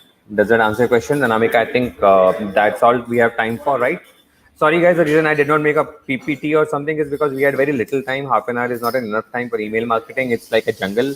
1.5 hour is something that we normally need to just cover up how to set up, how to market it, and then take some questions over and about that. So that's the reason I did not prepare a PPT, not just because I was traveling, but that was the second one. But we are surely going to bother you more and No problem. have an elaborate session on email marketing with you sometime soon. Anytime. Thank you very much, Yash, for taking out time. And Thanks, Anamika. apologies for bothering you and making you stop and, guzzle No down the problem. I got a break. I got a break from driving for this half an hour. right. Thank you very much. Thank So I had my coffee. That reason I took it time. I had my coffee at the same time. right. Right. Okay. Perfect. Thanks. Thanks Thank you. everyone. Thanks everyone. Thank you. I think Yash really brought out some interesting details about the, what you can do in order to prevent getting into spam box and all that. Really valuable, useful hints that, when you have your email campaign ready, just do a checklist for you. Check these things, and I Yeah. think wonderful list. Yeah, so Yash was around 2 years ago. Yash did a session with the UN guys on email marketing. Yeah, yeah, Yeah. So now we take it forward. yeah. So I think that after Johanna's presentation giving the overview, I think that was a really good, dive into details with what to take into account. But okay, I think it's my turn, right? Yes. Yes. All right. Hey, let me share my screen as well. So I will share my screen in a way that I'll see the slides, because I also want to see the chat and other things. So. And Johanna can, of course, give me critical notes on my presentation after this and all the other communications I'm doing. So always happy to hear the feedback. So it might have sounded like joke, but it's not. It was actually general curiosity to get feedback from you, but also from Johanna, who has been doing this for a long time. Now I will be sharing my screen as it is, so it's easier for me to keep track on what's happening. Now, I was thinking of first looking into AI as a, how it actually works. So you get a bit of context on what you can actually expect from AI to do for you and how it does it. Like, just for you to really get a sort of an insight that your scope is reasonable, and how AI can be your right arm, but at the same time, if you expect too much from it, you might be disappointed, because AI is still just one tool amongst many. Very helpful tool. And then we'll look into chatbots and how AI works with chatbots, and also how just I would design chatbots, and share you a couple really bad examples of how chatbots tends to work almost in every place nowadays. So not very many companies have been getting it right, in my opinion. And also we touch lead generation. Now, lead generation is something that Johanna already discussed in many ways. Like, of course, email marketing, she was already mentioning lead generation at the beginning. So this is just like few additional comments to that as well, and giving you a bit of a structure of what type of strategies there might be for that. But let's get going. Let's start first with the AI. Now, if we split AI into 4 different stages, we'll come back to which stage we are currently. But we could split it into 4 different categories. Into a reactive machine that reacts to the current reality or situation. It can be a limited memory device that can actually look into the past to predict the future. A theory of mind where there would actually be emotions and other things involved as well, or something that is self-aware. I think that some of you who have studied AI or are generally curious about AI might already know like in which state we are, but let's discuss all of these states with a couple examples, and then maybe we'll get our answer from there. I will be following the chat. So if you have some questions, if something is confusing, please just let me know. So starting from the reactive machine. By the way, I don't have English language on for my PowerPoint. So if there are silly typos there, or something is not good English, you can feel free to laugh about it. But hopefully the message comes through. So the reactive machine is, like it says, like a machine that reacts, similar to IBM Deep Blue. So IBM Deep Blue came very famous to start the current summer of AI. So AI in general was discovered somewhere, in the Turing machine, 70 years ago or so. But there was a very long time when there wasn't much done around AI. And definitely around the 90s, there was a sort of one sort of spring for AI when AI came back into the headlines with IBM Deep Blue being able to win Garry Kasparov, a chess grandmaster. So it was a chess computer. And after that, of course, there was maybe another 10 years when there wasn't much going on with AI. But now I think like in every smart device that we have, AI plays some role in that. So AI has definitely become something very, very everyday for us to help us with everyday tasks. So I think we are living in a summer of AI currently. So if we look into Deep Blue, it might be the world's most famous computer, and it was a reactive machine. And what it did was that it analyzed the current state in chess game and decided the best possible next move and the logical steps to win the game.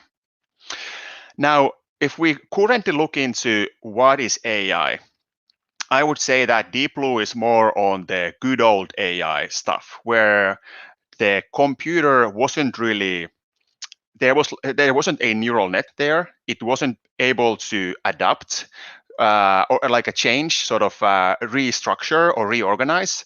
It was more relying on brute force, just to be able to calculate the situation, the reality on the chessboard, and just crunch as many numbers as fast as it could in order to come up with the most logical solution for the next move.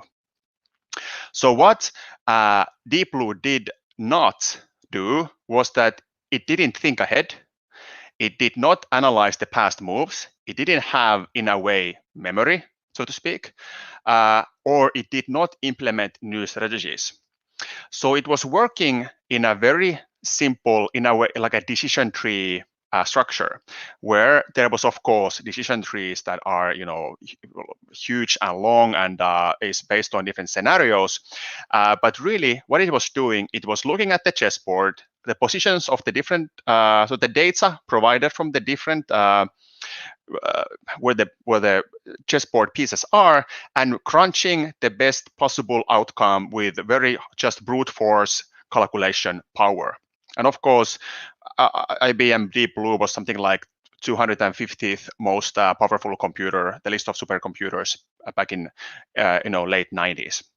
So really, a typical decision tree structure is that there are you are supposed to split things into two different places, or maybe a decision tree where the customer is looking for bananas or apples, and then you put the banana people into this track and the apple people into this track.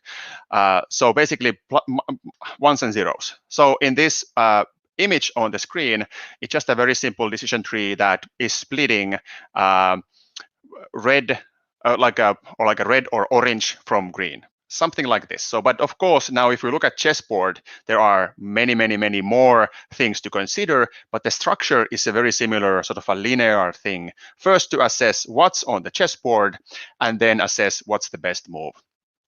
So what happened was that Deep Blue was always looking at the table, at the chessboard as it is, the reality where it is at the moment.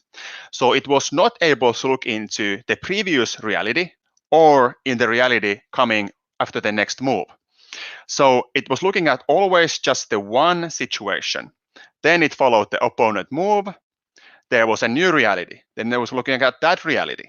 And then it was just using its computational power to come up with the most logical move. Now, how it knew what the move was that it was trained with 8,000 grandmaster chess games. So it had basically in memory, in a way, the best move for that particular occasion. So of course, in the grandmaster games, there wasn't like necessarily the exact piece positioning, but it was doing like the predictive model, like, okay, what is the closest possible setting to what the reality is currently, then looking at the end results of different ending scenarios, and then taking the most probable best logical steps to that. And once more, it did a move, and then the opponent moved, and then once more, there was a new reality, and once more, it was crunching everything based on that again. So a lot of computing power there just to make this structure. So it wasn't like a very, one could say nowadays, like, is it AI? Because it was just calculating what is the logical step based on, its sort of a memory, so to speak. But at the same time, it was one of these very early big steps for AI to get where it needs to be going. So this is how Deep Blue worked. But now the next interesting game or computer when it comes to board games, I'm sure that you have heard of that, was AlphaGo. So AlphaGo was pretty different. So AlphaGo came to the headlines, 2010, and since that, I think 2016, it was able to win the big Go champion from Korea. So what AlphaGo actually did was already in the next phase, in the limited memory phase. I come back to that in a moment, but how it different from DeepMind was that it was basically sending the reality. So where DeepMind was only fixed with the one reality, just calculating the potential, what happens, what is the logical step from this particular reality on the board.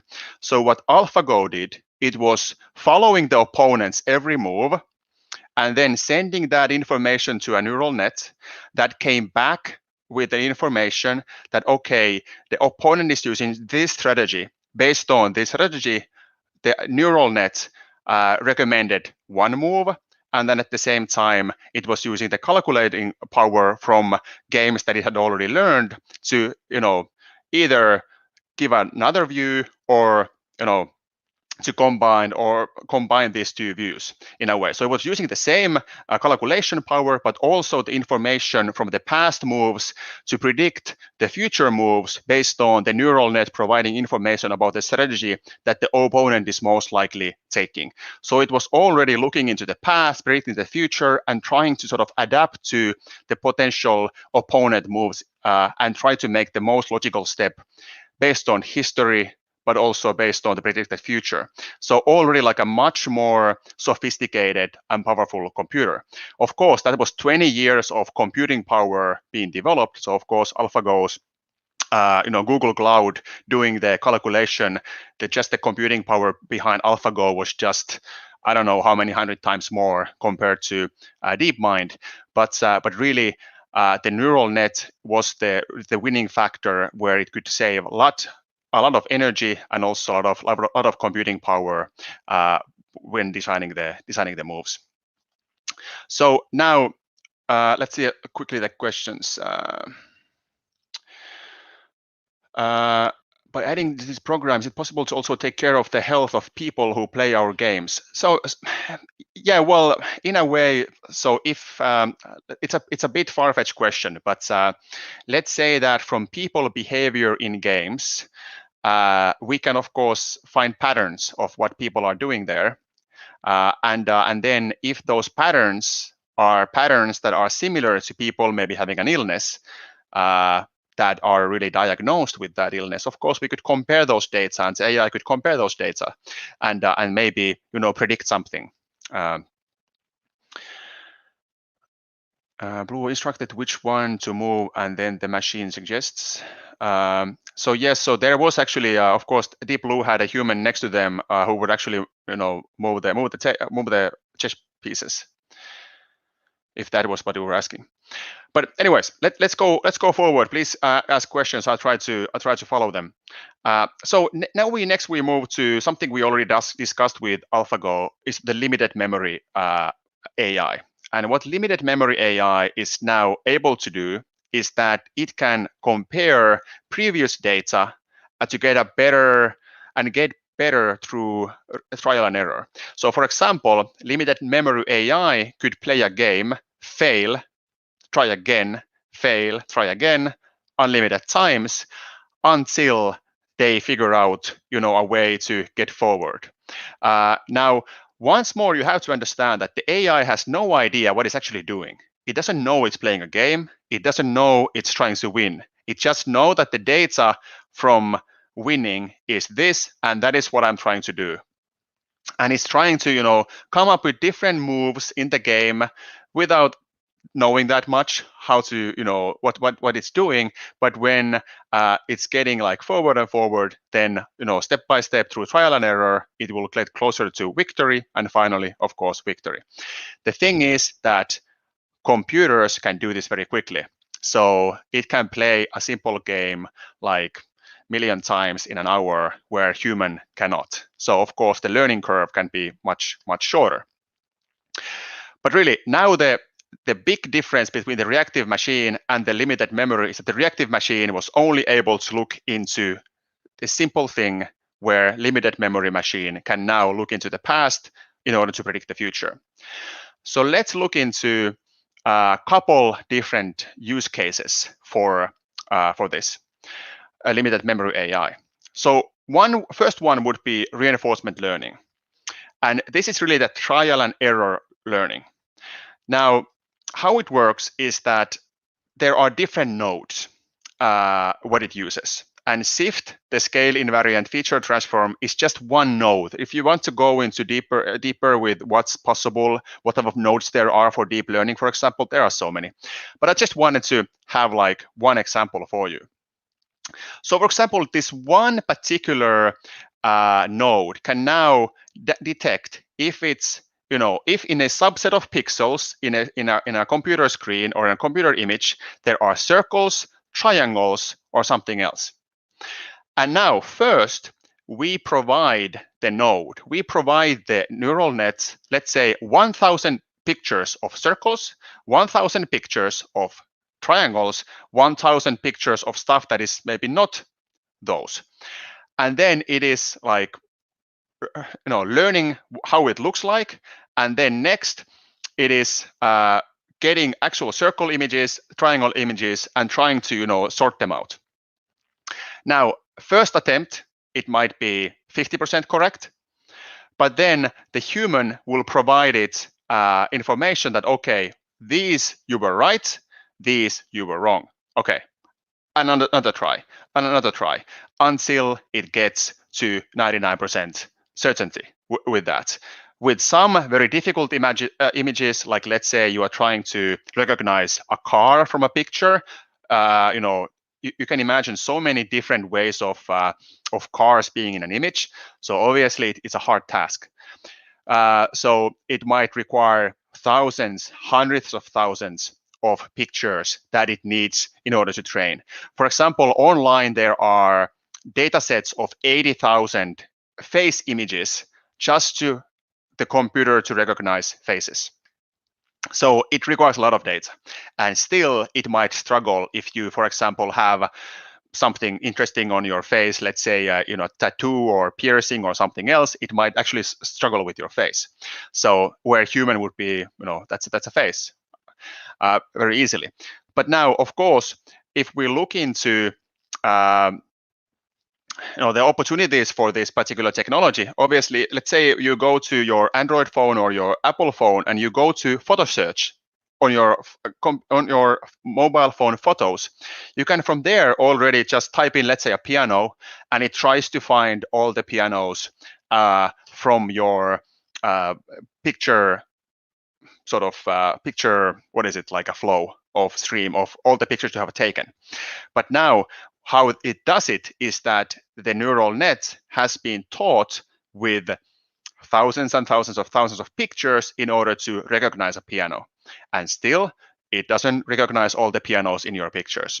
But of course, you can help the neural net by tagging the piano pictures, and then it will learn more with human help. So very often these reinforcement learning applications are done in a way that there is a human teaching the AI all the time. But you don't need to come up with the algorithm. The neural nets, the algorithms are already online available, but you need to teach them. So that's one thing. So you can find a pre sort of rigged algorithm, but you need to teach what it needs to be sort of looking at and what it needs to recognize. So it might need hundreds of pictures in order to recognize something, but it's already sort of pre-trained to recognize stuff. Basically, you can just find those neural nets from Google if you want to do that. Similar thing, we can do this with data. So any type of data. As we know, if we look at a computer image, it's just a data, like different pixels giving you, color code and so on. Then groups of pixels maybe showing different shapes. And of course, there is one layer looking at one thing, one layer looking at one thing. I'll come back to that. But something really important with this is that you need to be mindful that do you allow the node to either misinterpret triangle and have like zero tolerance for either missing a triangle, so it has to learn it has to hit all the triangles, or it can't. So it has a zero tolerance for a misinterpreting triangle. So what this means is that, for example, with medicine, it is important that, for example, that the AI recognizes all cancer cells, like 100%. All cancer cells must be recognized. But it is okay if you fail to diagnose, if you sort of misdiagnose something as cancer, which is not, then it's just a false alarm, no problem. So in medicine, it's very important. But in order to make something very efficient, it might be the other way around. As it's fine to sort of miss those cancer cells as long as sort of the so you are efficient, for example, and so on. So just a food for thought there. Cool. So let's look into another example here. I hope you are following what I try to explain here, because it's I've tried to make something pretty complex into something relatively simple. So feel free to ask questions if you have any. So then we look into long short-term memory. So this is really the reading the past data to predict future data. So something pretty common what we see with dashboards, for example. So now this might be the email campaign system that Johanna was telling you. So every year around Black Friday, there is an increase in people going through click call to actions on product offers. Okay, now our data pool shows that it has the data. Then the AI crunches that data, finds a pattern, and okay, this type of emails get clicked during this time of the year. One example. Then now, of course, the human needs to go in and see what the emails actually are. The computer doesn't know, but the human is able to say that, okay, those are product offers. Great. Now, for the customer who is purchasing or subscribing to our platform, what happens there is that now the AI sees the same pattern of data, but now the human has tagged this type of email that the AI is pointing at as a product offer email. And now it shows that to the customer who is looking at the dashboard, for example, for better email campaigning. So these different types of data sets there can be then, first of all, labeled, and then it can be used as an insight. So of course, if let's say for 10 years or 5 years, people have been always clicking the same emails and we have the data from that behavior, obviously, it is very likely that that behavior will happen this year as well. And of course, if that behavior changes, then the AI looks at the data and says that, okay, by the way, the behavior has changed and now people are clicking this type of emails. What is it? Okay, it's a product offer plus webinar hybrid sort of email call to action. Okay. Then once more, the human tags it, and then the platform is showing you when that type of interaction becomes relevant, the customer that, okay, this is what you should be doing next. So basically, this is something that is really key in doing predictive analysis, understanding trends, understanding sort of a macro phenomena that where data, for example, plays a big role.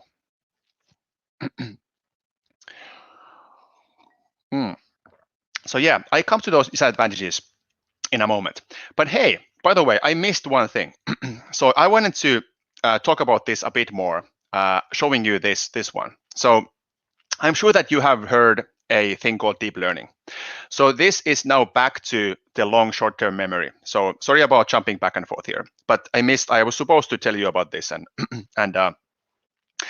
similar to our brain. So you have to understand that for AI research and how AI has been developed, the researchers are not in a way inventing the wheel. They are looking at into our brains and how our neural system works.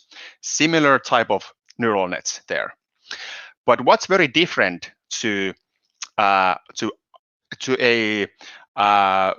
this reinforcement learning sort of neural net or deep learning neural net is that compared to our own brain, is that our own brain at the same time creates the neural net and memory in each node, where AI with the neural nets currently does not store any information. So in a way where we see something, we can instantly reproduce it. AI is not able to do that with the current state of art. I'm sure that there are, AI can do art, AI can do different things, but if we, for example, ask the AI to differentiate dogs from cats, the same neural net cannot start painting pictures of cats, for example. So that's something. Of course, the AI, research is moving fast. So there might already be some experimental things in a different type of sort of AI structures that can do that. But in a very sort of a typical reinforcement learning or long short-term memory, this doesn't happen. So now, if you look at the deep learning, we see these different nodes that are specialized in different things. Similar to our brain, there are synapses or neurons that are specialized in different things. So there might be, for example, groups of pixels, groups of like pixels where we recognize only colors. Then we have groups of pixels that recognize different shapes, and they are trained to recognize those shapes. Then there are maybe a bigger cluster of pixels, and then once more we recognize different shapes from there, and then different data are coming from different shapes. Let's say we have an eye shape, we have a pointy ear shape, we have a tail shape, things like that. And then based on all the findings, sort of the last layer of neural net or the deep learning net then decides that, okay, something is 95 probability this. So for example, one node layer is looking at, is there a tail? Is there ears? Are there, 4 legs or 2 legs? Okay, does it stand up? Does it look slim with pointy ears? Does it look robust with random ears? Or is it probably not a dog or not a cat? And then it decides with 95 probability it's a cat, 94 probability it's a dog, and so on. So it will never know 100%.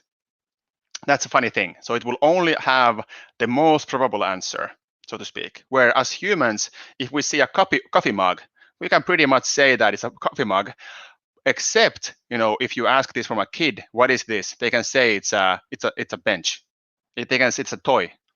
Where they are not yet as rigid as we are with our brains. I mean, you are much younger than I am, so I'm more sort of structured and clunky mentally as you are. But now the main point here to is understand that the different layers have different tasks, different specializations similar to our head, and then finally, in a way, like our prefrontal cortex here decides and makes the reasoning, okay, what we see over there is probably an airplane, not a helicopter. Same way, the final layer of the deep learning node system, combines all the data and looks at, okay, most probable answer here is a helicopter or whatever we might be looking at. We can pre-train these neural nets to recognize all kinds of things, but really then we need to show them the thousands of pictures in order to really start learning, reinforcing what we want to find from that. It can be data, it can be images, it can be whatever we can produce data from. So you have to also understand that just an image is a group of data, it's a cluster of data. It's just, coming from real life source in a way. All right. Now let's look into the last one, last example from the limited memory AI, and this would be the evolutionary generative adversarial networks. Really fancy word, but it's what it is a two neural nets competing against each other and find the best possible outcome. And it basically evolves through statistics, and also it tries to predict the future. And the thing is that if one is successful with a task, the other one mutates, and vice versa. So it's really, these are the neural nets that are also able to sort of restructure when they are learning. So they are basically two competing with each other and trying to do cool stuff, whatever we ask them to do. These neural nets are the ones writing music, and these are the ones that paint art. Now, if we look at this picture, I'm curious about your thoughts. Maybe I've showed this image in the past, but what do you think? Is the top cluster here made by humans or AI? And how about the latter part, or the bottom part? Are these done by AI or a human? Let me at the same time. Yes, so AI machine is just like a kid. Yes, so in a way, AI's neural net is pre-rigged to learn, for example, language, to recognize language, similar to a kid's brain. But AI doesn't know it is learning language. The kid starts understanding the semantics, meaning that AI might be able to recognize this is a mug, but it does not know its meaning. It might not be able to know that it's a mug. It might say that it's one. This is one. So really, AI is very limited to the very small bit that it is targeting. And then you have data from this AI, this much, this much from that AI, this much from your email campaign AI, this much from your chatbot. But the data you need in order to run your business is this much. So all the decisions, all the big picture stuff, that's you. And the AI can just provide you like hints and data insights from different small pockets of flow of data. So AI.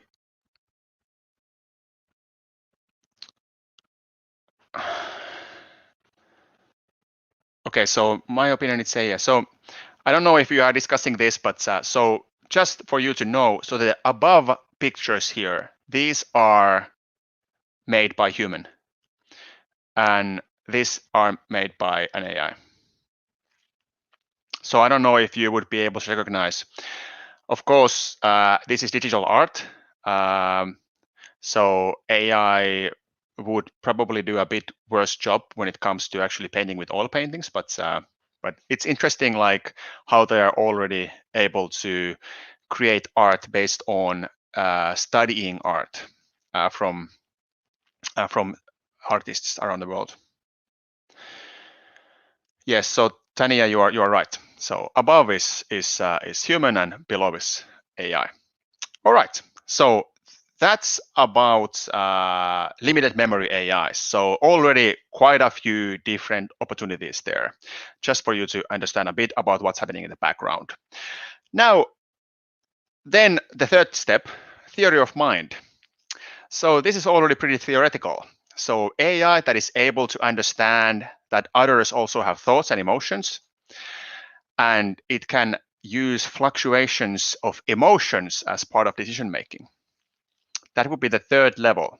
So basically understand the sort of the emotional or maybe even the cultural connections of decisions or outcomes that they produce. And then the fourth one, self-awareness. Then we come to ethical questions like, should AI have human rights? If it's self-aware and it has feelings, should we not, for example, say bad words to AI? Should we not insult them? But what do you think? Where are we currently? Which state of AI development are we currently? It might be pretty obvious, but just asking you.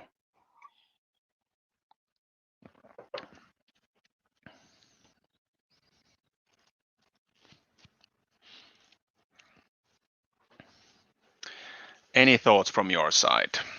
Small lag with the YouTube, but there was a second.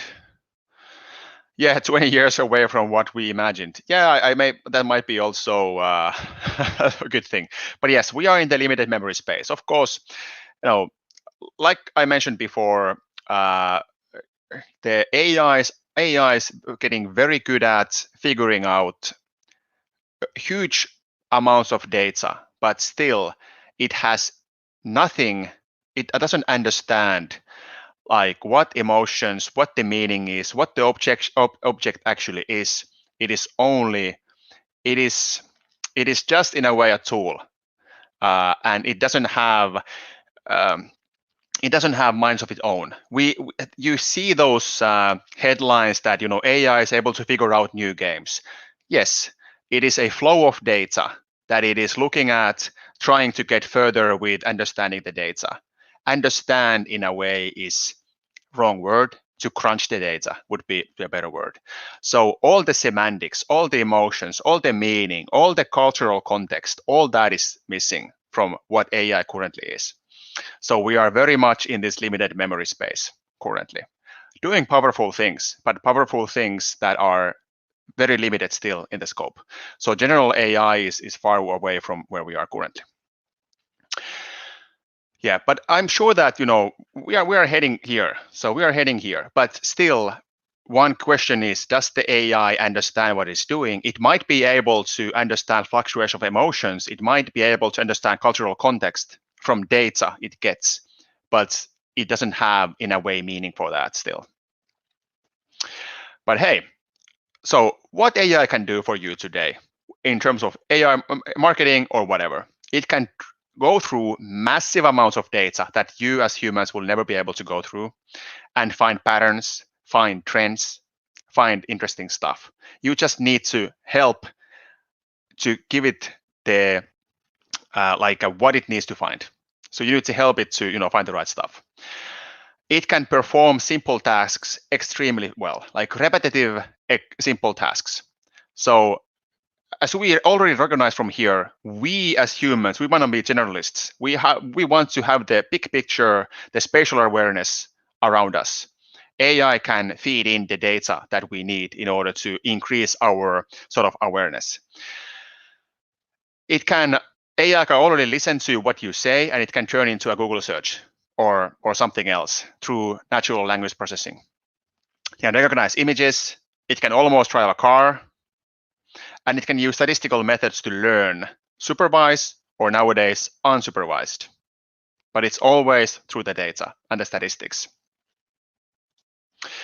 And what AI can't do for you today, so it can't understand anything. Yes, it's a cat, but what actually is a cat? Should be clear. Okay, but I'll say this out loud.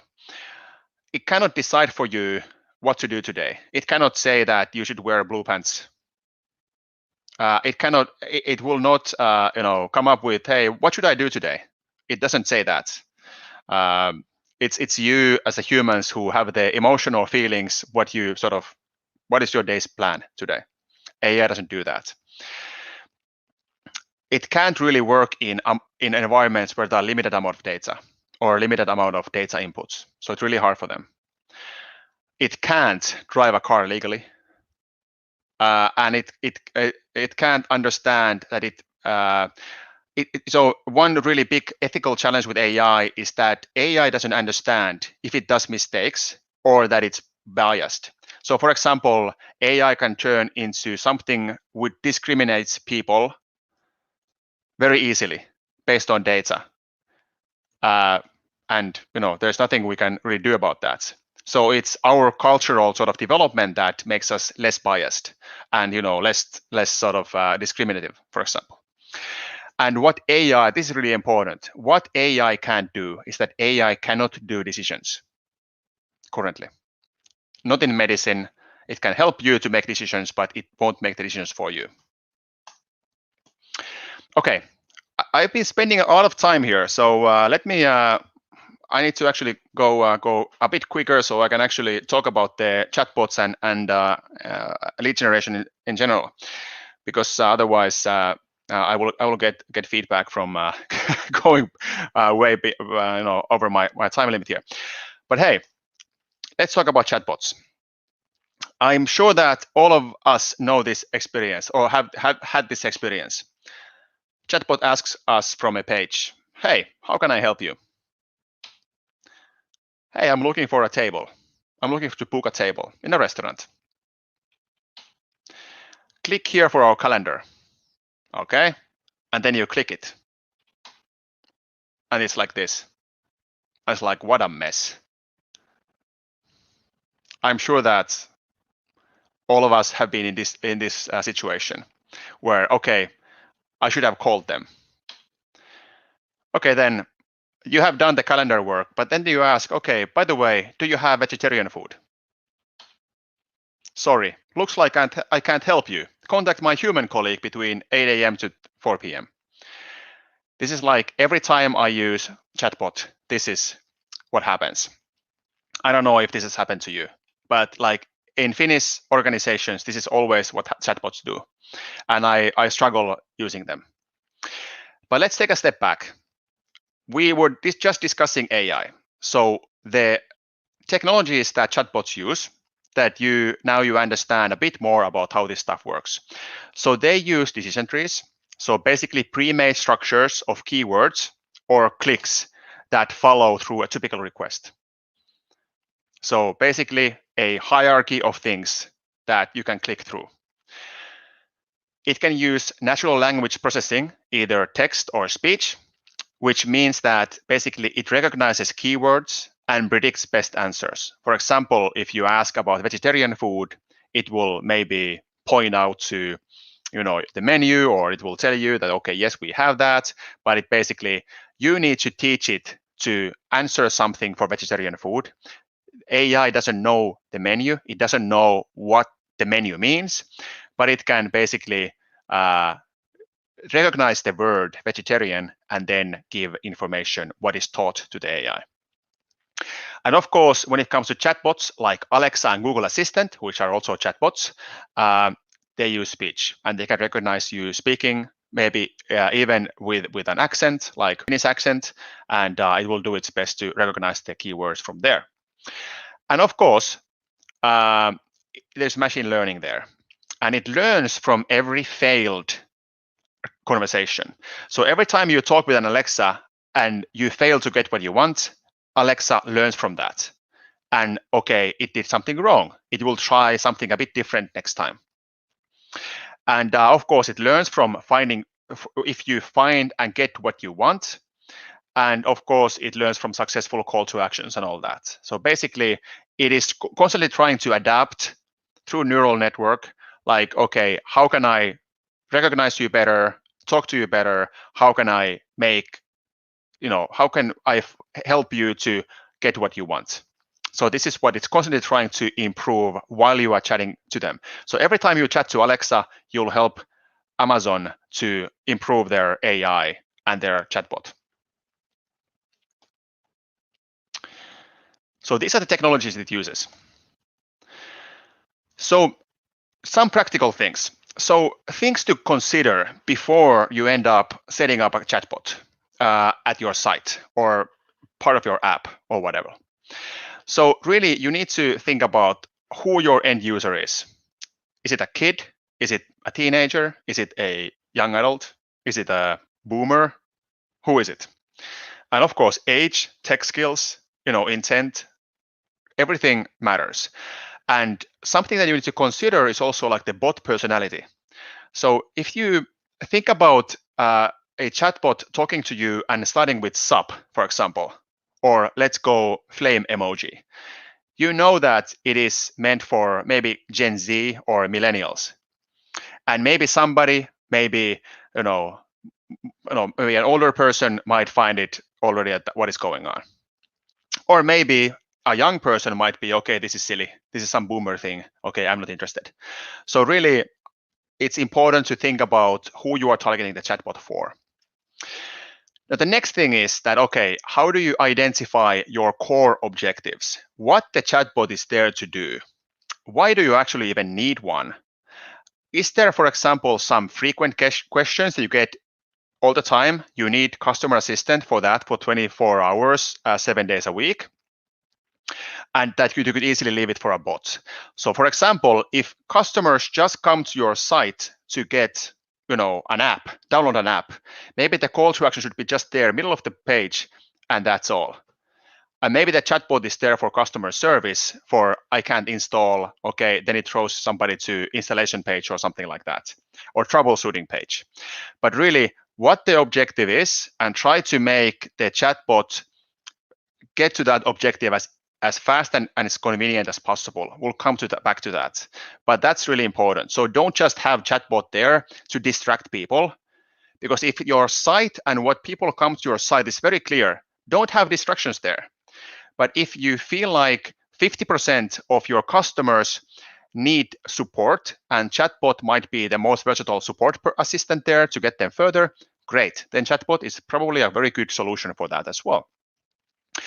And then one last thing to consider, is to what is the right type of chatbot there. Is it like a rule-based chatbot that only maybe has a few very frequent things? For example, it has like ready-made boxes there that somebody can maybe in a restaurant book a table, look the menu, find the opening hours, find the lunch, whatever. So if you know that 95% of people who use your chatbot or use your site only want these 5 things, maybe those can be there right away for people to just click. Because of course, it's more, especially with a mobile phone, it might be harder to start writing than just click something and you instantly get that. So think about it. Is it something very few things that you can easily elaborate already? Or is it something that people come with so many various things that actually a conversational AI chatbot is better, that can maybe recognize hundreds of keywords and then help your customers better? It is more personal, the conversational AI chatbot, but it can get more messy. People might not be able to say the right keywords. You think it different than your customers, and then it might get people to where they don't want to be, and they might get people frustrated. So really, if one question that I just want to throw there for you is that, okay, if you need a chatbot that is doing 100 things for you, should you actually rethink your flow as a whole to make everything easier for your customers? So just food for thought. So these 3 different things, what I would at least pay a very close eye when before I would be putting something on my website to, annoy people or hopefully help them. So let's look into 2 example of flows. So the one example that we looked at the very beginning, I'm looking to book a table. Then you are thrown into a calendar outside of the chatbot, into a system that doesn't necessarily even talk to the chatbot. And then you also inquire about the menu, and then you are once more thrown out from the chatbot. So maybe you go to a calendar, you book something, then you look at the menu, there is nothing I want, and then you need to go back to the calendar to basically cancel your order. And hopefully they do, because then you would just miss and have a booking that will not be fulfilled. So really not very nice flow, I would say. So let's look into another example. So on the right side, so sorry, I was planning to do this like one conversation at a time, but hear me out. So the second example could be that this is like a conversational chatbot now. So, okay, how can I help you? I'm looking to book a table. Okay, book a table, keyword. When would you like to eat?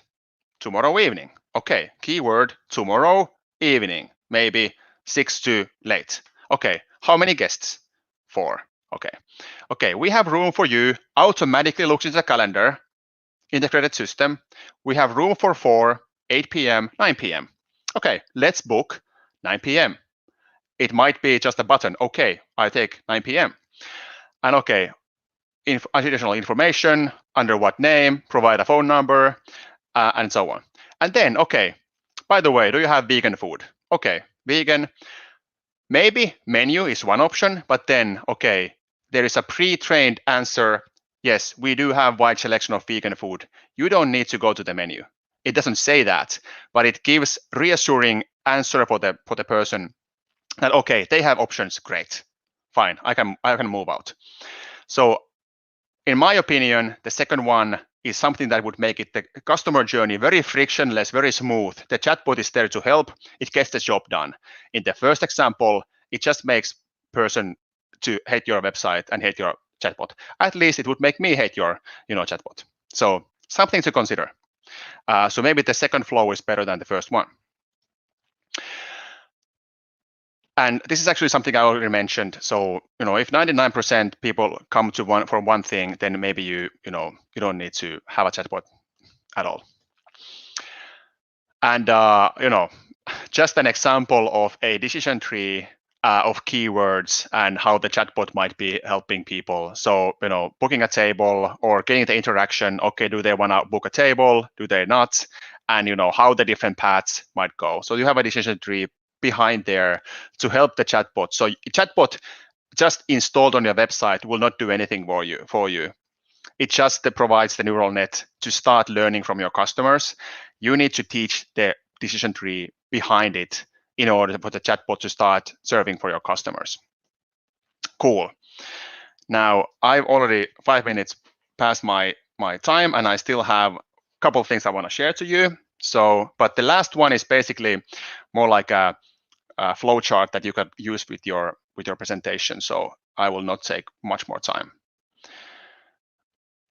Yes. So Kushi, sorry if I pronounce your name wrongly, but yes, exactly. So Google Assistant made a call to a restaurant, so very similar. So they are very far with doing a very smooth experience with the personal assistant. Absolutely right. So last thing, the lead generation part. There have been already so many different discussions about this already. So, everything connects to lead generation. All the marketing is basically lead generation. But of course, there are marketing that happens before the purchase or the conversion. Conversion means that that's the time when somebody makes a transaction, somebody buys. So before the conversion and after the conversion. So we should keep that our leads and our customers are something we need to take good care from the very when they find us from when they have been using us for 10 years. So remember that this is all a big customer journey, and we need to be there for the customer all the time. So 3 things that Johanna already mentioned, but just for you to mention one more time. So lead generation one-on-one. So how to get started? Whatever you do, is it emails, Facebook, Google Ads, whatever, always test. Don't get lazy. Always test. A/B testing. Does this work better than this? Or ABC testing. Which one works best? Always, test, test, test. Look at your metrics. How many people clicked? How many people, follow through? How many people opted in? Always test. Have different options. Do different attempts. Do different headlines, different content, different opt-ins, different promotions, and try what works best. Whatever you see on big company websites is based on rigorous testing all over again, all the time. So they are providing the best possible call to actions for you, what works the best at the moment. So this is what you also need to do. Then alongside with the testing, reduce friction. So whatever you do on your website, for example, make sure that things work smooth. So your chatbot can do what the chatbot is supposed to do without jumping the person around, that there are clear call to actions, there are clear product, clear value add to the customer. They understand what the concept is, and try to minimize the friction. And of course, one really good way to test this is to have your friends test your website, test your flow, ask them to go through it and ask their feedback. So something really like see if they need to go to different sites, different pages, things like that. Try to get rid of all that. Try to make it as smooth as possible. Whatever systems you are using, reduce friction. And then when you are testing, you can see your numbers. You can see how many people clicked, how many people clicked call to action, how many people subscribed. Look at these numbers and see if it drops somewhere and if there is friction between those stages. For example, people do click your call to action on the website, but they don't do anything after that. Is there something wrong after my call to action, for example? Should I go there and check what's the problem, and then start testing different things that could lead to better results? And of course, last thing, also very relevant to always testing, reduce friction, try different things. You might be surprised that you found your customers from Facebook instead of Google Ads, for example, or vice versa. So try different things, try where you find your customers, and you might be surprised. Maybe your customer is somebody else who you thought it might be. So now this is something that this will be my last slide. So already 10 minutes, more than what I was supposed to, but I love my voice, I guess, so I can't help it. So next time I will be better prepared. But now let's look at quickly about the status of the funnel. This is something that Johanna already discussed, but now first part, getting people to our website. Second part, make them to like you more, meaning that, how do you get them more engaged with your brand, with your website, with what you offer, with you. Get them to choose you. So finally, the conversion, and make them stick. So increase your LTV, your lifetime value of the customer. I will not go through each of these, but I will show you this slide again at the very end of this show, and you can use these ideas plus your own ideas with your go-to-market strategy that you are developing. But really, the key word, especially in the digital world, or the key thing is here. The cost to acquire customer should be less than your lifetime value. So each thing you do here costs money. And of course, your product is, let's say your product is 10 euros per month, like Netflix, for example, or 1,000 rupees per month, let's say. And it costs you 900 rupees to get the customer through this path. So obviously here you try to test different methods to lower the cost of your customer acquisition. And in here, with nurturing your customers, providing them more opportunities to get better things out from your product, you are trying to make them more engaged, stick longer, and increase your lifetime value that your customer provides to you.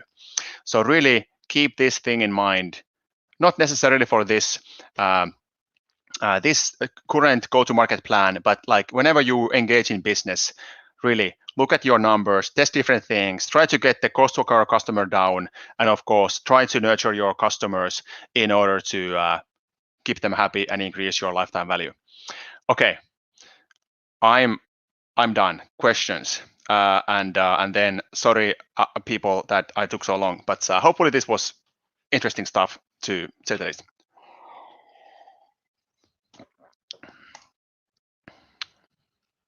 It's going to be a lot of trial and error. Any question from the audience? Let me stop my screen share. So one of the question is, can AI recognize our voice separately? Yes. So for example, in a conversation, the AI can recognize who is talking. For example, it's if let's say you are making a podcast, there are AI solutions that you can teach them your voice. So if you're doing live captions, it says Santeri is talking, and then it gives your, of course, it recognizes your speech and gives subtitles. And similar to Anamika, then if it recognizes Anamika's voice, then also give the subtitles for her. Right. So what's the average budget of a well-established company in a particular country seeking to expand business in other country for digital marketing? Huge. What's that? Huge. That can be huge.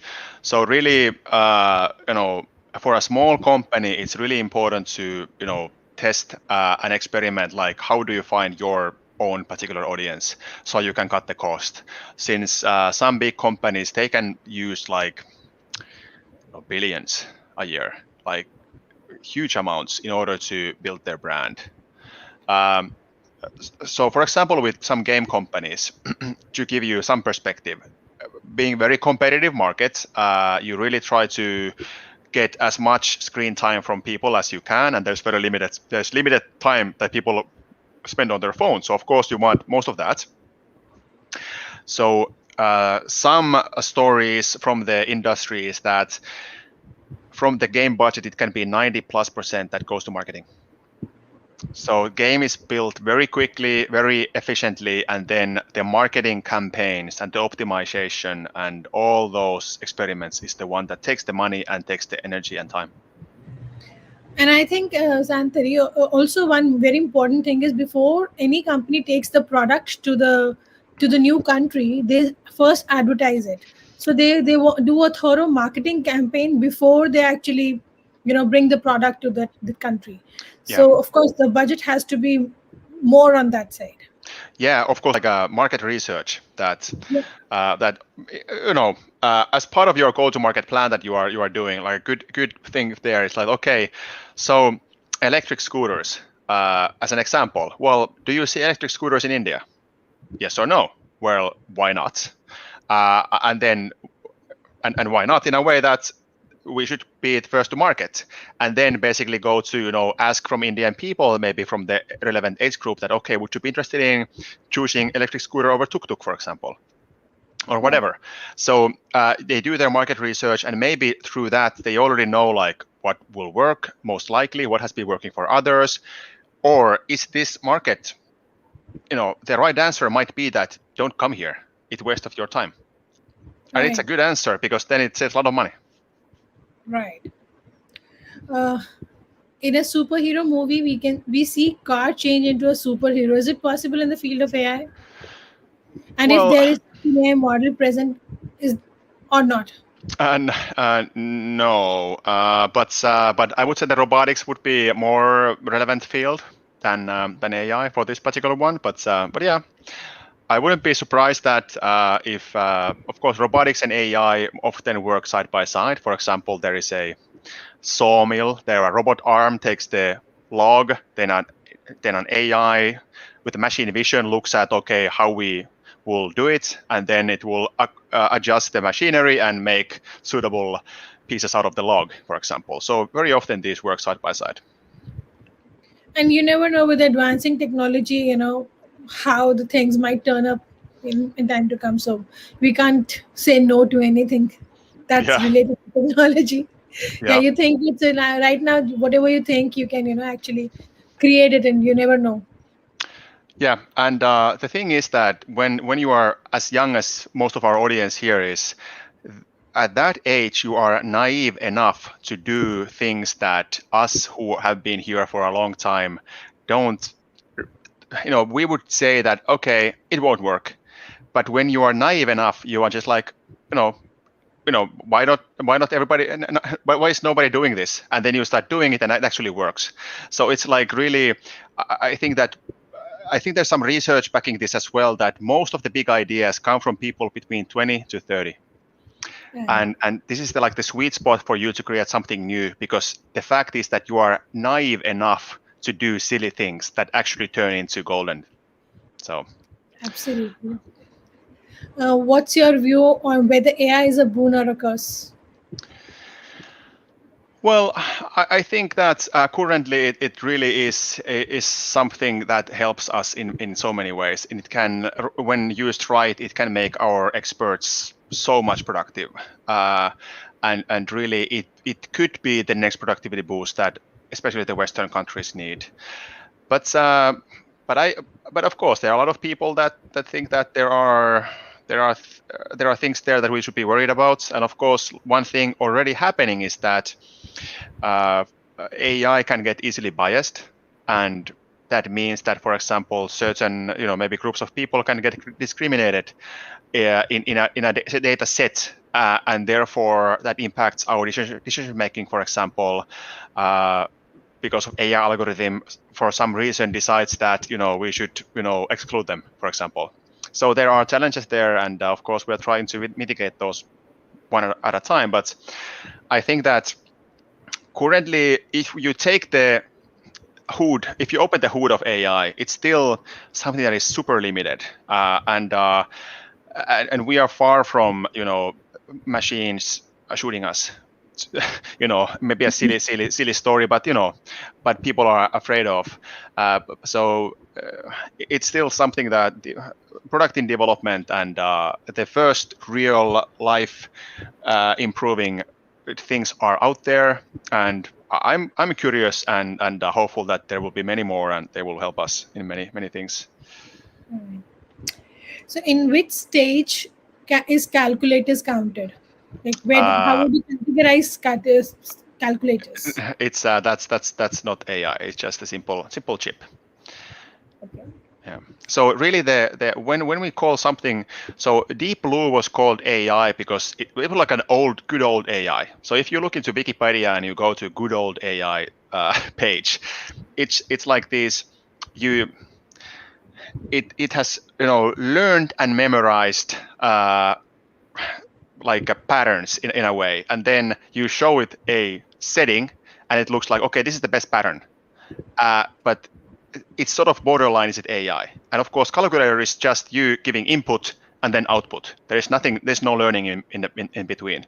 Where, for example, the example from AlphaGo is that it actually looks at what you have done on the board, and what it has done, sends that to the neural net, which then learns what has been done and then suggests, based on what it sees, the best possible move forward. In a way, it adapts to the situation it learns. That's like real AI, so to speak. Right.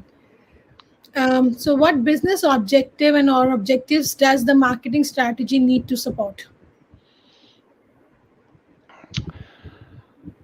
Okay, so that would be the go-to-market, the market entry for the go-to-market plan. So just the market entry. Yeah. So company that has never thought about India is now thinking about India. How can you help them? Yeah. Right. 80 to 20 pages. Can you squeeze it into 5 minutes? So the presentation would be 5 minutes. Yeah. So that's what it is. So whatever you can explain in 5 minutes to us is good. Yeah. Okay. So can we set our AI chatbot in 2 or 3 languages? Yeah, of course. Like as many languages as the AI recognizes. And if you do a simple decision tree, you can just give the right answer, or give the answers, write them yourself, and then you don't need to worry about languages. It will do the number crunching in the background anyways, regardless of the language. But should we let Johanna to talk? I think Johanna still has some future-proofing. Yeah. Yes, just one question. Yeah. So, it has been a myth that, is it a myth that robots are going to take over humans in the future? Well, if I look outside of the window today and I see our teenagers, for example, going with an electric scooter and their phone like this, I think that robots are very close to taking over already. So people move with a robot or in a robot, electric device, and they are constantly on a device that is augmented by AI and all that. So yeah, I think I really hope that the next generation will appreciate the offline, online more, so to speak, because I really appreciate that, and I enjoy time offline as well.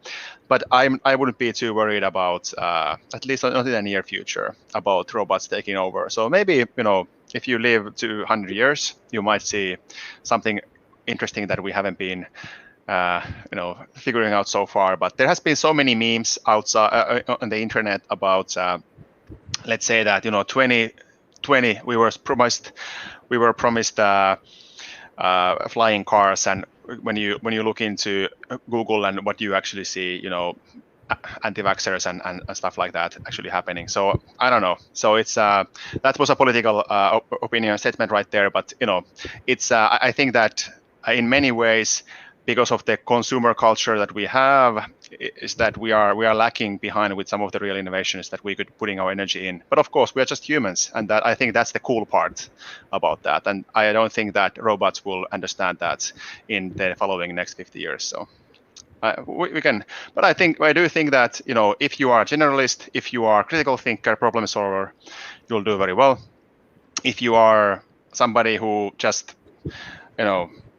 tries to be a dictionary, yeah, the computers will outsmart you very soon, or if not already.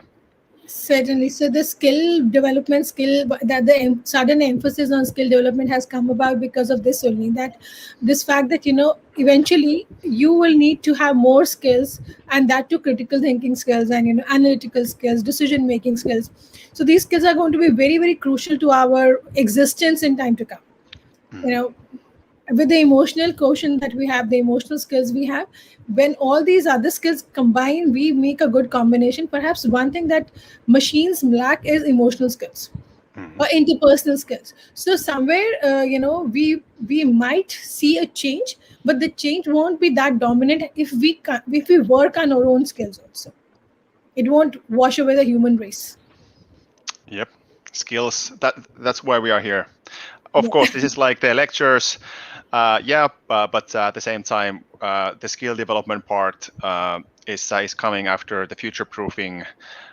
So then it's time for you to use your brains after getting all this information on a All silver right. platter. But all right, sorry, Johanna, for taking so long. Yes. We'll hand over the stage back to Johanna. Great, thank you. And going to Fortunately take for everyone, this yeah. part isn't super theory heavy, so I think we can squeeze it in a bit less time. Great. Right. Okay. There we go. So the last thing we're going to talk about, I wonder if you can see that. There we go. Okay, the last thing we're going to talk about today is future-proofing your marketing strategy. And by future-proofing, I mean making sure your marketing strategy can handle whatever comes your way, changes in technology or changes in the economy, or if your business idea or product isn't that great, you need to pivot. Make sure that your marketing strategy can handle all of that. And I'm going to be talking about 4 different tactics or best practices that you can apply to your marketing plan to make sure that you are ready for anything that comes your way. First of all, even if you're a first time entrepreneur, even if you're a small business with not that many customers, act like a proper business. Always think big, think ahead, and do everything well and do it right. So, first off, focus on your brand. Even if you're kind of in the middle of product development, you've got maybe a pilot service out or like a first prototype of your product that you're selling, start building your brand, even if you're not done with your product development. Because once you have perfected your product and you're trying to market it, you have a lot of catching up to do.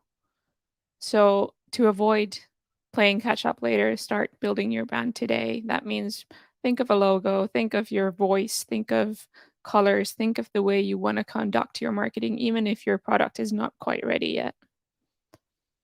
Do things well. So, whatever you do, whatever kind of marketing you start doing, you don't have to do it all right now.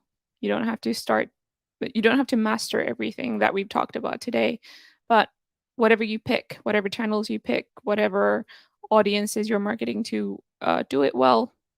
Make sure you're actually applying yourself, applying your skills to what you're doing and not just coasting it. So when you do expand, when your customer base does expand, you don't get overwhelmed with everything that you haven't learned or have been putting off.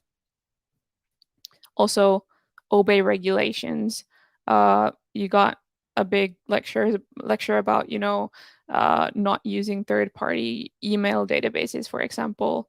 I told you that email marketing requires consent.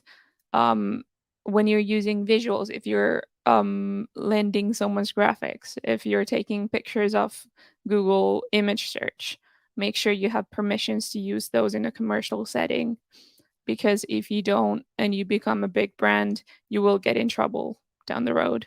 So make sure you're doing everything correctly, even if you're a big, if you're a small brand just starting out. You might not get caught right now, but you will later. Here's an example of building your brand. Everyone knows Facebook. This is Facebook. I don't know. It's 2004, so 16 years ago. You still, even at this early stage when it was still a website for college students to find their friends, you can still tell that it's Facebook from 16 years onwards. So they were thinking about their brand, they were thinking about their logo, their colors, and they found something that works for them. This is Facebook a few years ago. This is Facebook now. Even now, you can find the similarities in the logo and the blue color, and it's just a kind of a rare and nice sight. Then, the second tactic or the second best practice for future proofing your plan is to educate yourself. This is something I've repeated throughout the whole of this weekend, and I will continue to do so because that's so important. So make sure you know who your competitors are, what they're doing, what they're focusing on, what their offerings are, what their strengths are, what their weaknesses are. Compare yourself to them, compare your competitors to each other so you can find your own niche in the market. You can find things that they're doing well. They can act as your role models, but you can also find mistakes that they're making or things that you don't like or things that your audience doesn't like, things that don't work in your industry. And you can use those as cautionary examples and make sure to avoid doing those. One thing that's very important in terms of predicting what's happening in the future is keeping an eye on your industry and trends in it. So just keep an ear to the ground, read publications, listen to colleagues, go to expos to help you identify future challenges and maybe opportunities. And the third one is marketing tools. So educate yourself on what's available, learn to use these tools. You've gotten quite a few recommendations this weekend, so read up on them, figure out what's the best fit for your business, and use them to your advantage to help you evolve your strategy. I have another example here about industry trends.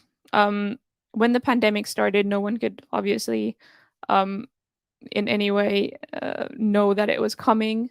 So it was kind of a surprise for everyone, and high street shops kind of got in trouble because e-commerce, online shopping, in other words, took a huge prevalence in commerce and doing business because no one was getting out.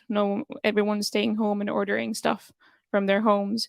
But now that the pandemic is slowly kind of everything's normalizing, things are slowly dying down, we're seeing online sales actually fall. And that's something people who do online business need to keep an eye on and try to adapt to with their marketing strategy now that the world is changing in a way again. So this is just one way of keeping an eye on industry trends. Our third tactic relates to the marketing tools I was just talking about. Embrace tech, embrace AI, because they are there to help you. It's really hard to do all of this yourself without any help from technology. So find the right tools for you because they make marketing a breeze. You will have help collecting and analyzing all of that data that is available to you. You will have help automating things and optimizing whatever it is you're doing, improving yourself, improving your strategy.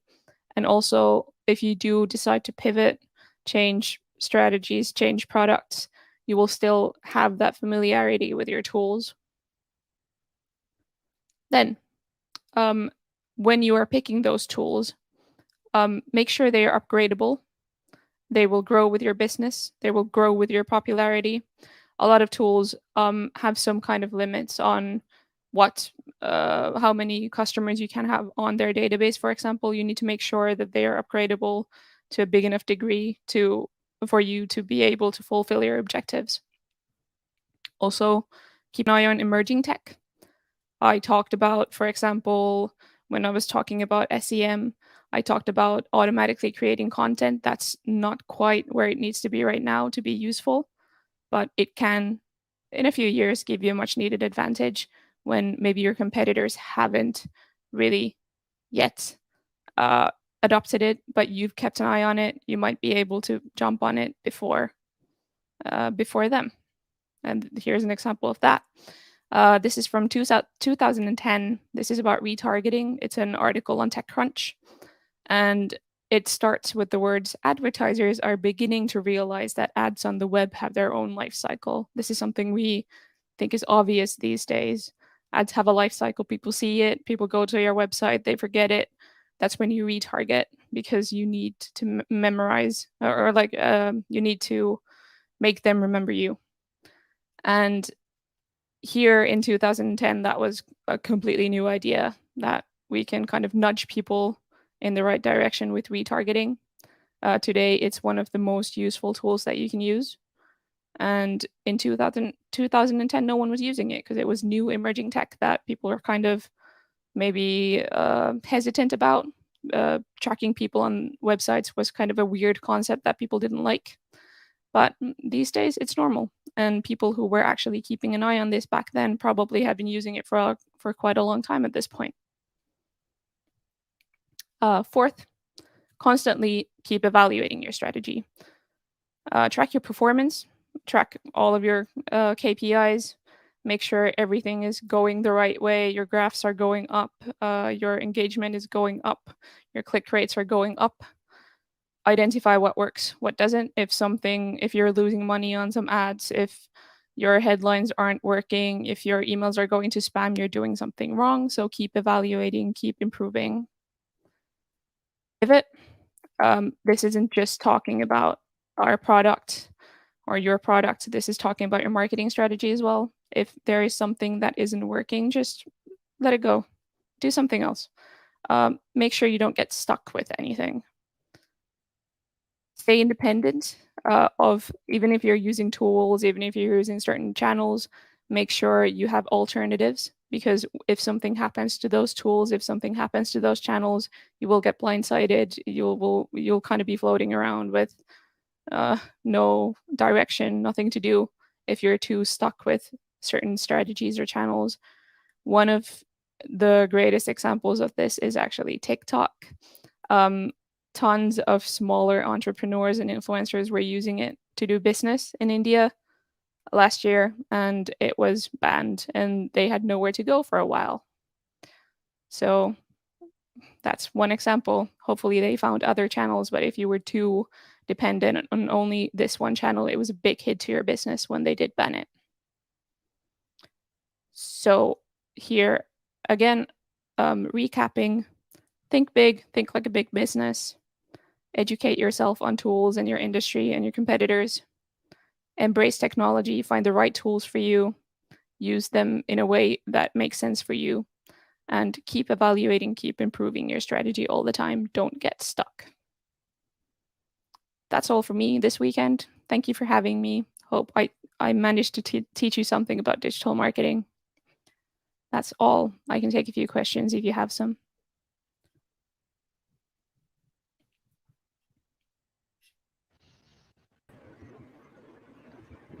Perfect.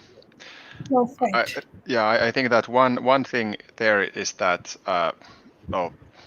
this was a really nice summary, because really everything comes down to your own, how active you are, and how much work you are ready to ready to do in order to make this work.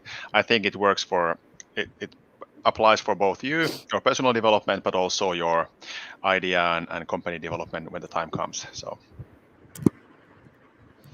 I would add to Johanna's list and try to talk as much as you can about these topics that are interesting to you. Because if you educate yourself, I think that really one of the important parts is that when you get to chat and maybe teach your friends, try not to annoy them, but if you teach your friend maybe 2 or 3 things, you actually, become good at also communicating those out. Because sometimes these things can be very complex.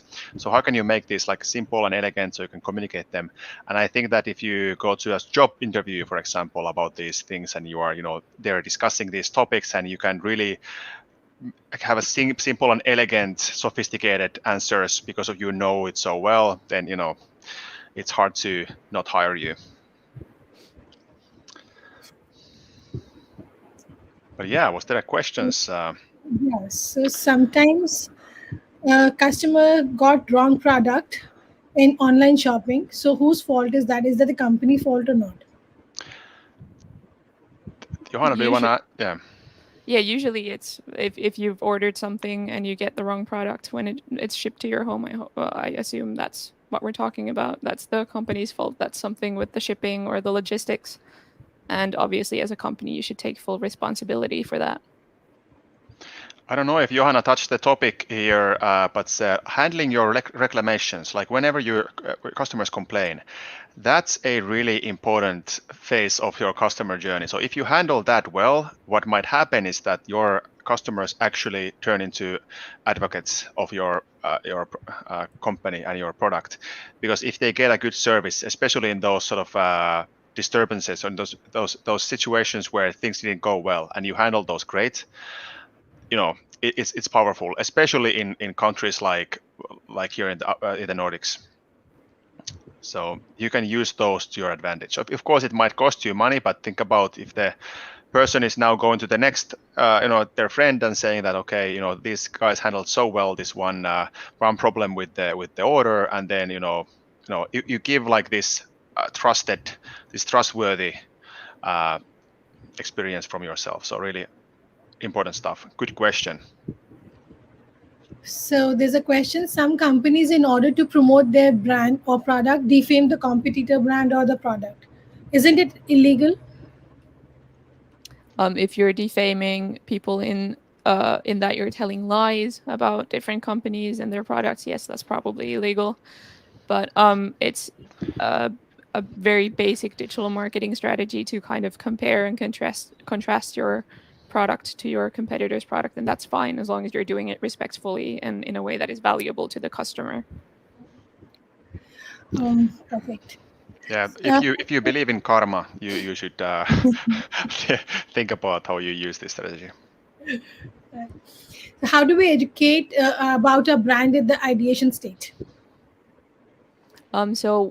Before you have a product to sell or a service to sell, you can still create a website. You can do PR and try to reach media, for example, to do articles on you, and you can write a blog, for example, about your industry and what you're doing with your product. You can try and start building your lead lists and send them information about your product and your product development process. So there's a lot of ways to reach out to prospective customers even before you have a product.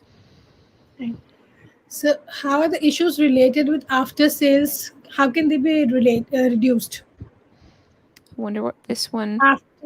How are the issues related with after sales? How can the issues related with after sales be reduced? Post sales problem solving, essentially. Santeri, anything? The issues. So, well, I mean, I think that of course, you try to make your flow better, to serve your customers better. But the only way is to apologize and accept that it might cost you some money, and try to make the customers as happy as you can. And step by step, you should be getting better. But you get good message out, or good vibes out, so to speak, that people will appreciate your effort in fixing their problems, and hopefully that leads to your customers, giving like good feedback to others about your business. Okay. So I have made a go-to market plan for an original app idea for the presentation today. Is that okay? Perfectly fine. Yes, sounds good.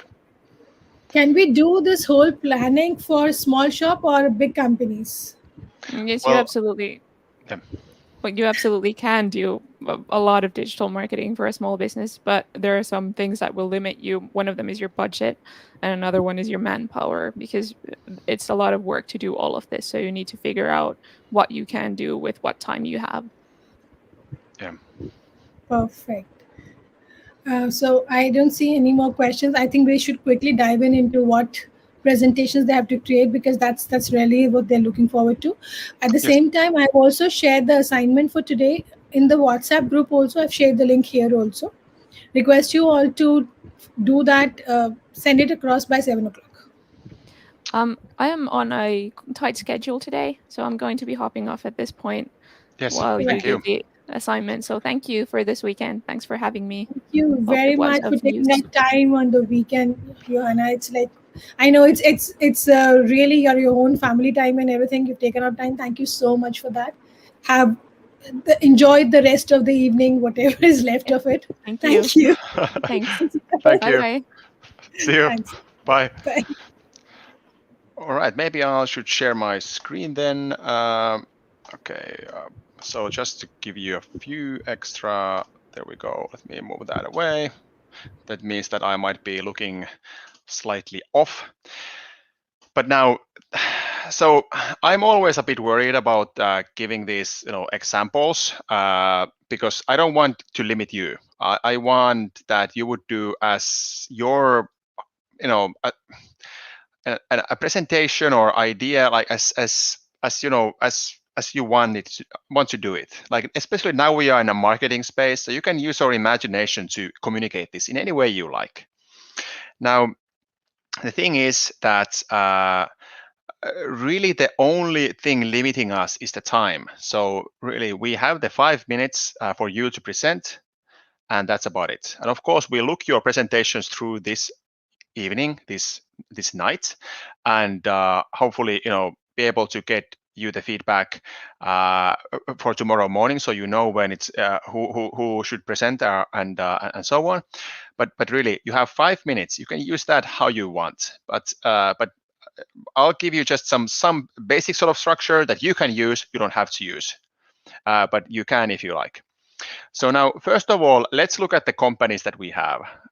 So all of these companies are very straightforward. Solar panel kits, okay? And they sell different types of solar panel kits, okay? So how could a solar panel kit come to India company? Solar panel kit provider come to India.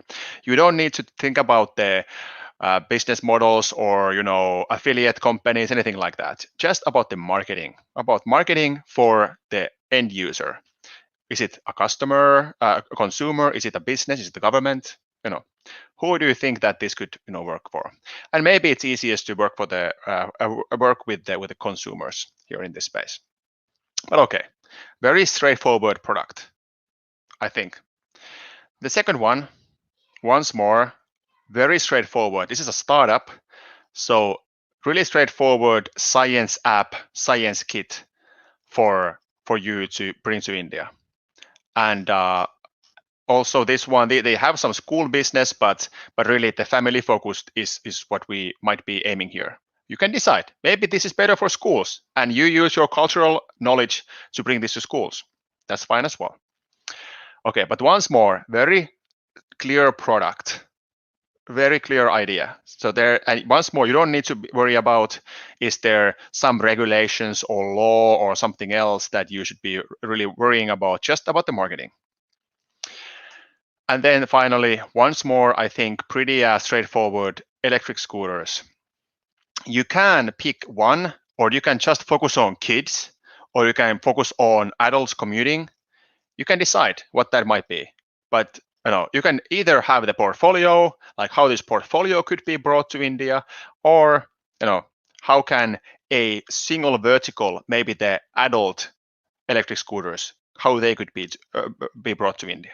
All right, so 3 companies doing pretty straightforward, easy to understand products. Nothing too complicated, and really you should use your cultural awareness, your context know-how to understand what might work for India from these companies. And really the answer might be, don't come. And I would be very curious to hear your arguments for that. So your presentation might be that why this is not fit for India. I would be very curious to hear that as well.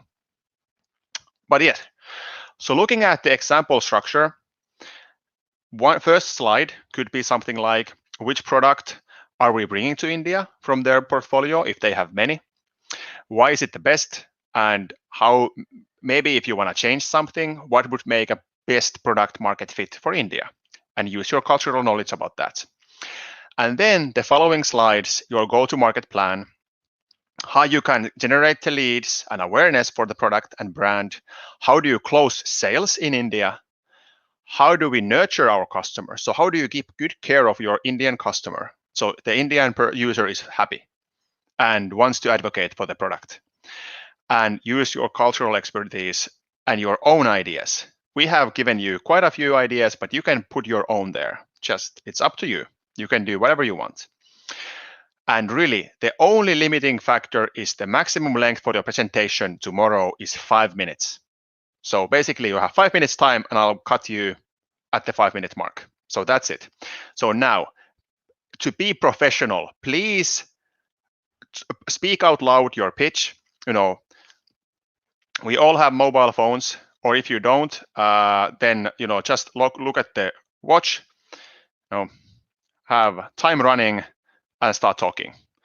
I did a bad job today. I went like 10 minutes past my time, so I'm not a good example here, but really try to make it as sharp 5 minutes or less as you can.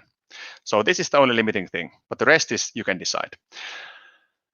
Now, one thing that I was showing in the presentation very quickly, maybe this is a screenshot for you.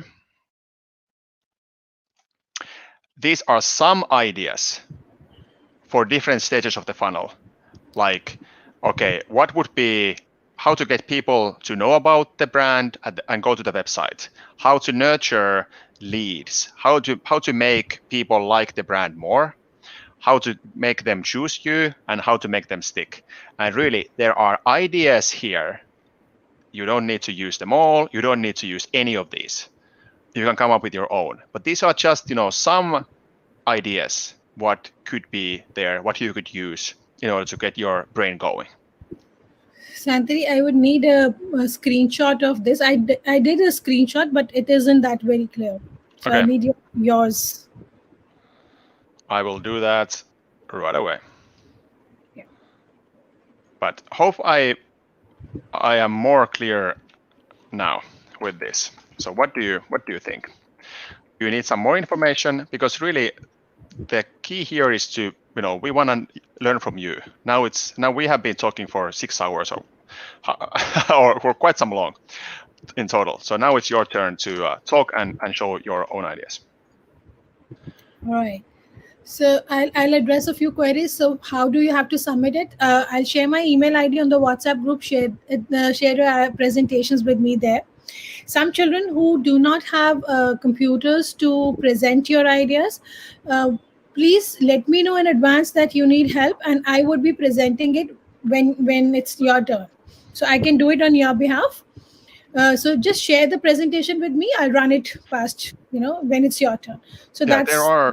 there have been some presentation apps that people have been using on their Android phone, for example. So those are fine as well. But yeah. Yeah. Just in case, for like I got a few calls in the morning that do we need a laptop to do it and what. So in case you do not have a laptop or you find it difficult on that particular day to be on the laptop, share your presentation with me. Let me know that you would need help in presenting. I would share your presentation when it's your turn, right? But you have to memorize your content, whatever your pitch, you have to memorize that and let me know. I'll play it around. So by when you should submit, ideally you should submit by 10 p.m. tonight. But just in case you're not able to do it, we would appreciate if you do it, maximum by, 8 in the morning. When I say 8 in the morning, ideally you'll be working at night only. But since some of you have schools and some of you have exams, so we understand that part. Submission would be not later than 8 a.m. in the morning. Yeah. Yep. I would really like to read most of the stuff before I go to sleep today, around Finland midnight, which is 2:30 a.m. your time. So that's preferred, but of course I'm happy to wake up early and go through a few more. Right. So yeah, so that's what we'll work it around. But that's what I said. Preferably tonight, just in case you have some exam and you got to prepare for that. That's where we are giving you some kind of freedom. But don't make it a rule that you have to submit it in the morning itself. Don't do that. Yeah. All right then. I think that with that we come to a close now.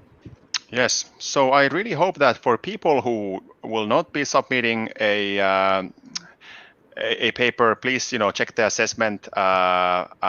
But really, I hope that you learned a lot during the weekend, because I think that Johanna's stuff was excellent. Like really, simple and elegant how communication should be. I should learn from her. We should all learn from her.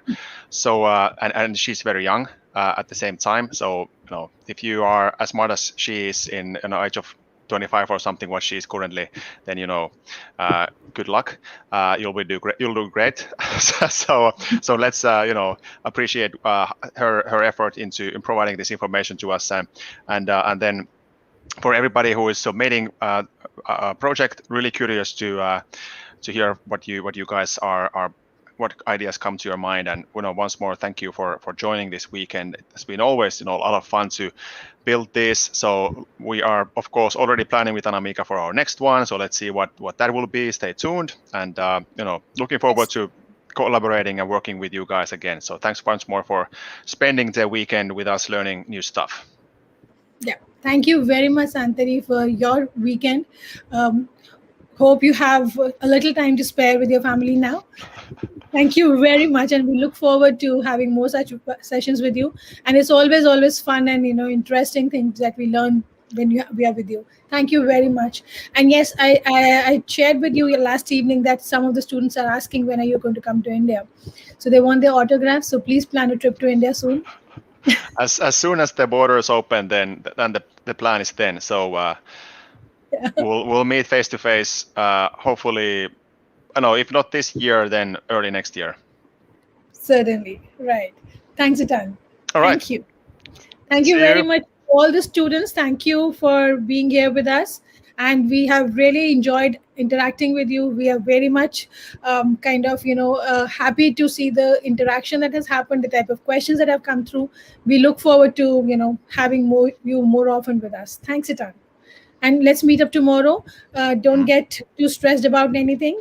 First thing is your assignment that I have shared on the WhatsApp group, and first do that and then start working on your idea. I know most of you have already hashed out a few ideas. You have to simply streamline them, and that's it, right? All right, see you then. Sounds great. Thanks. Okay, see you tomorrow. See Bye. you. Bye.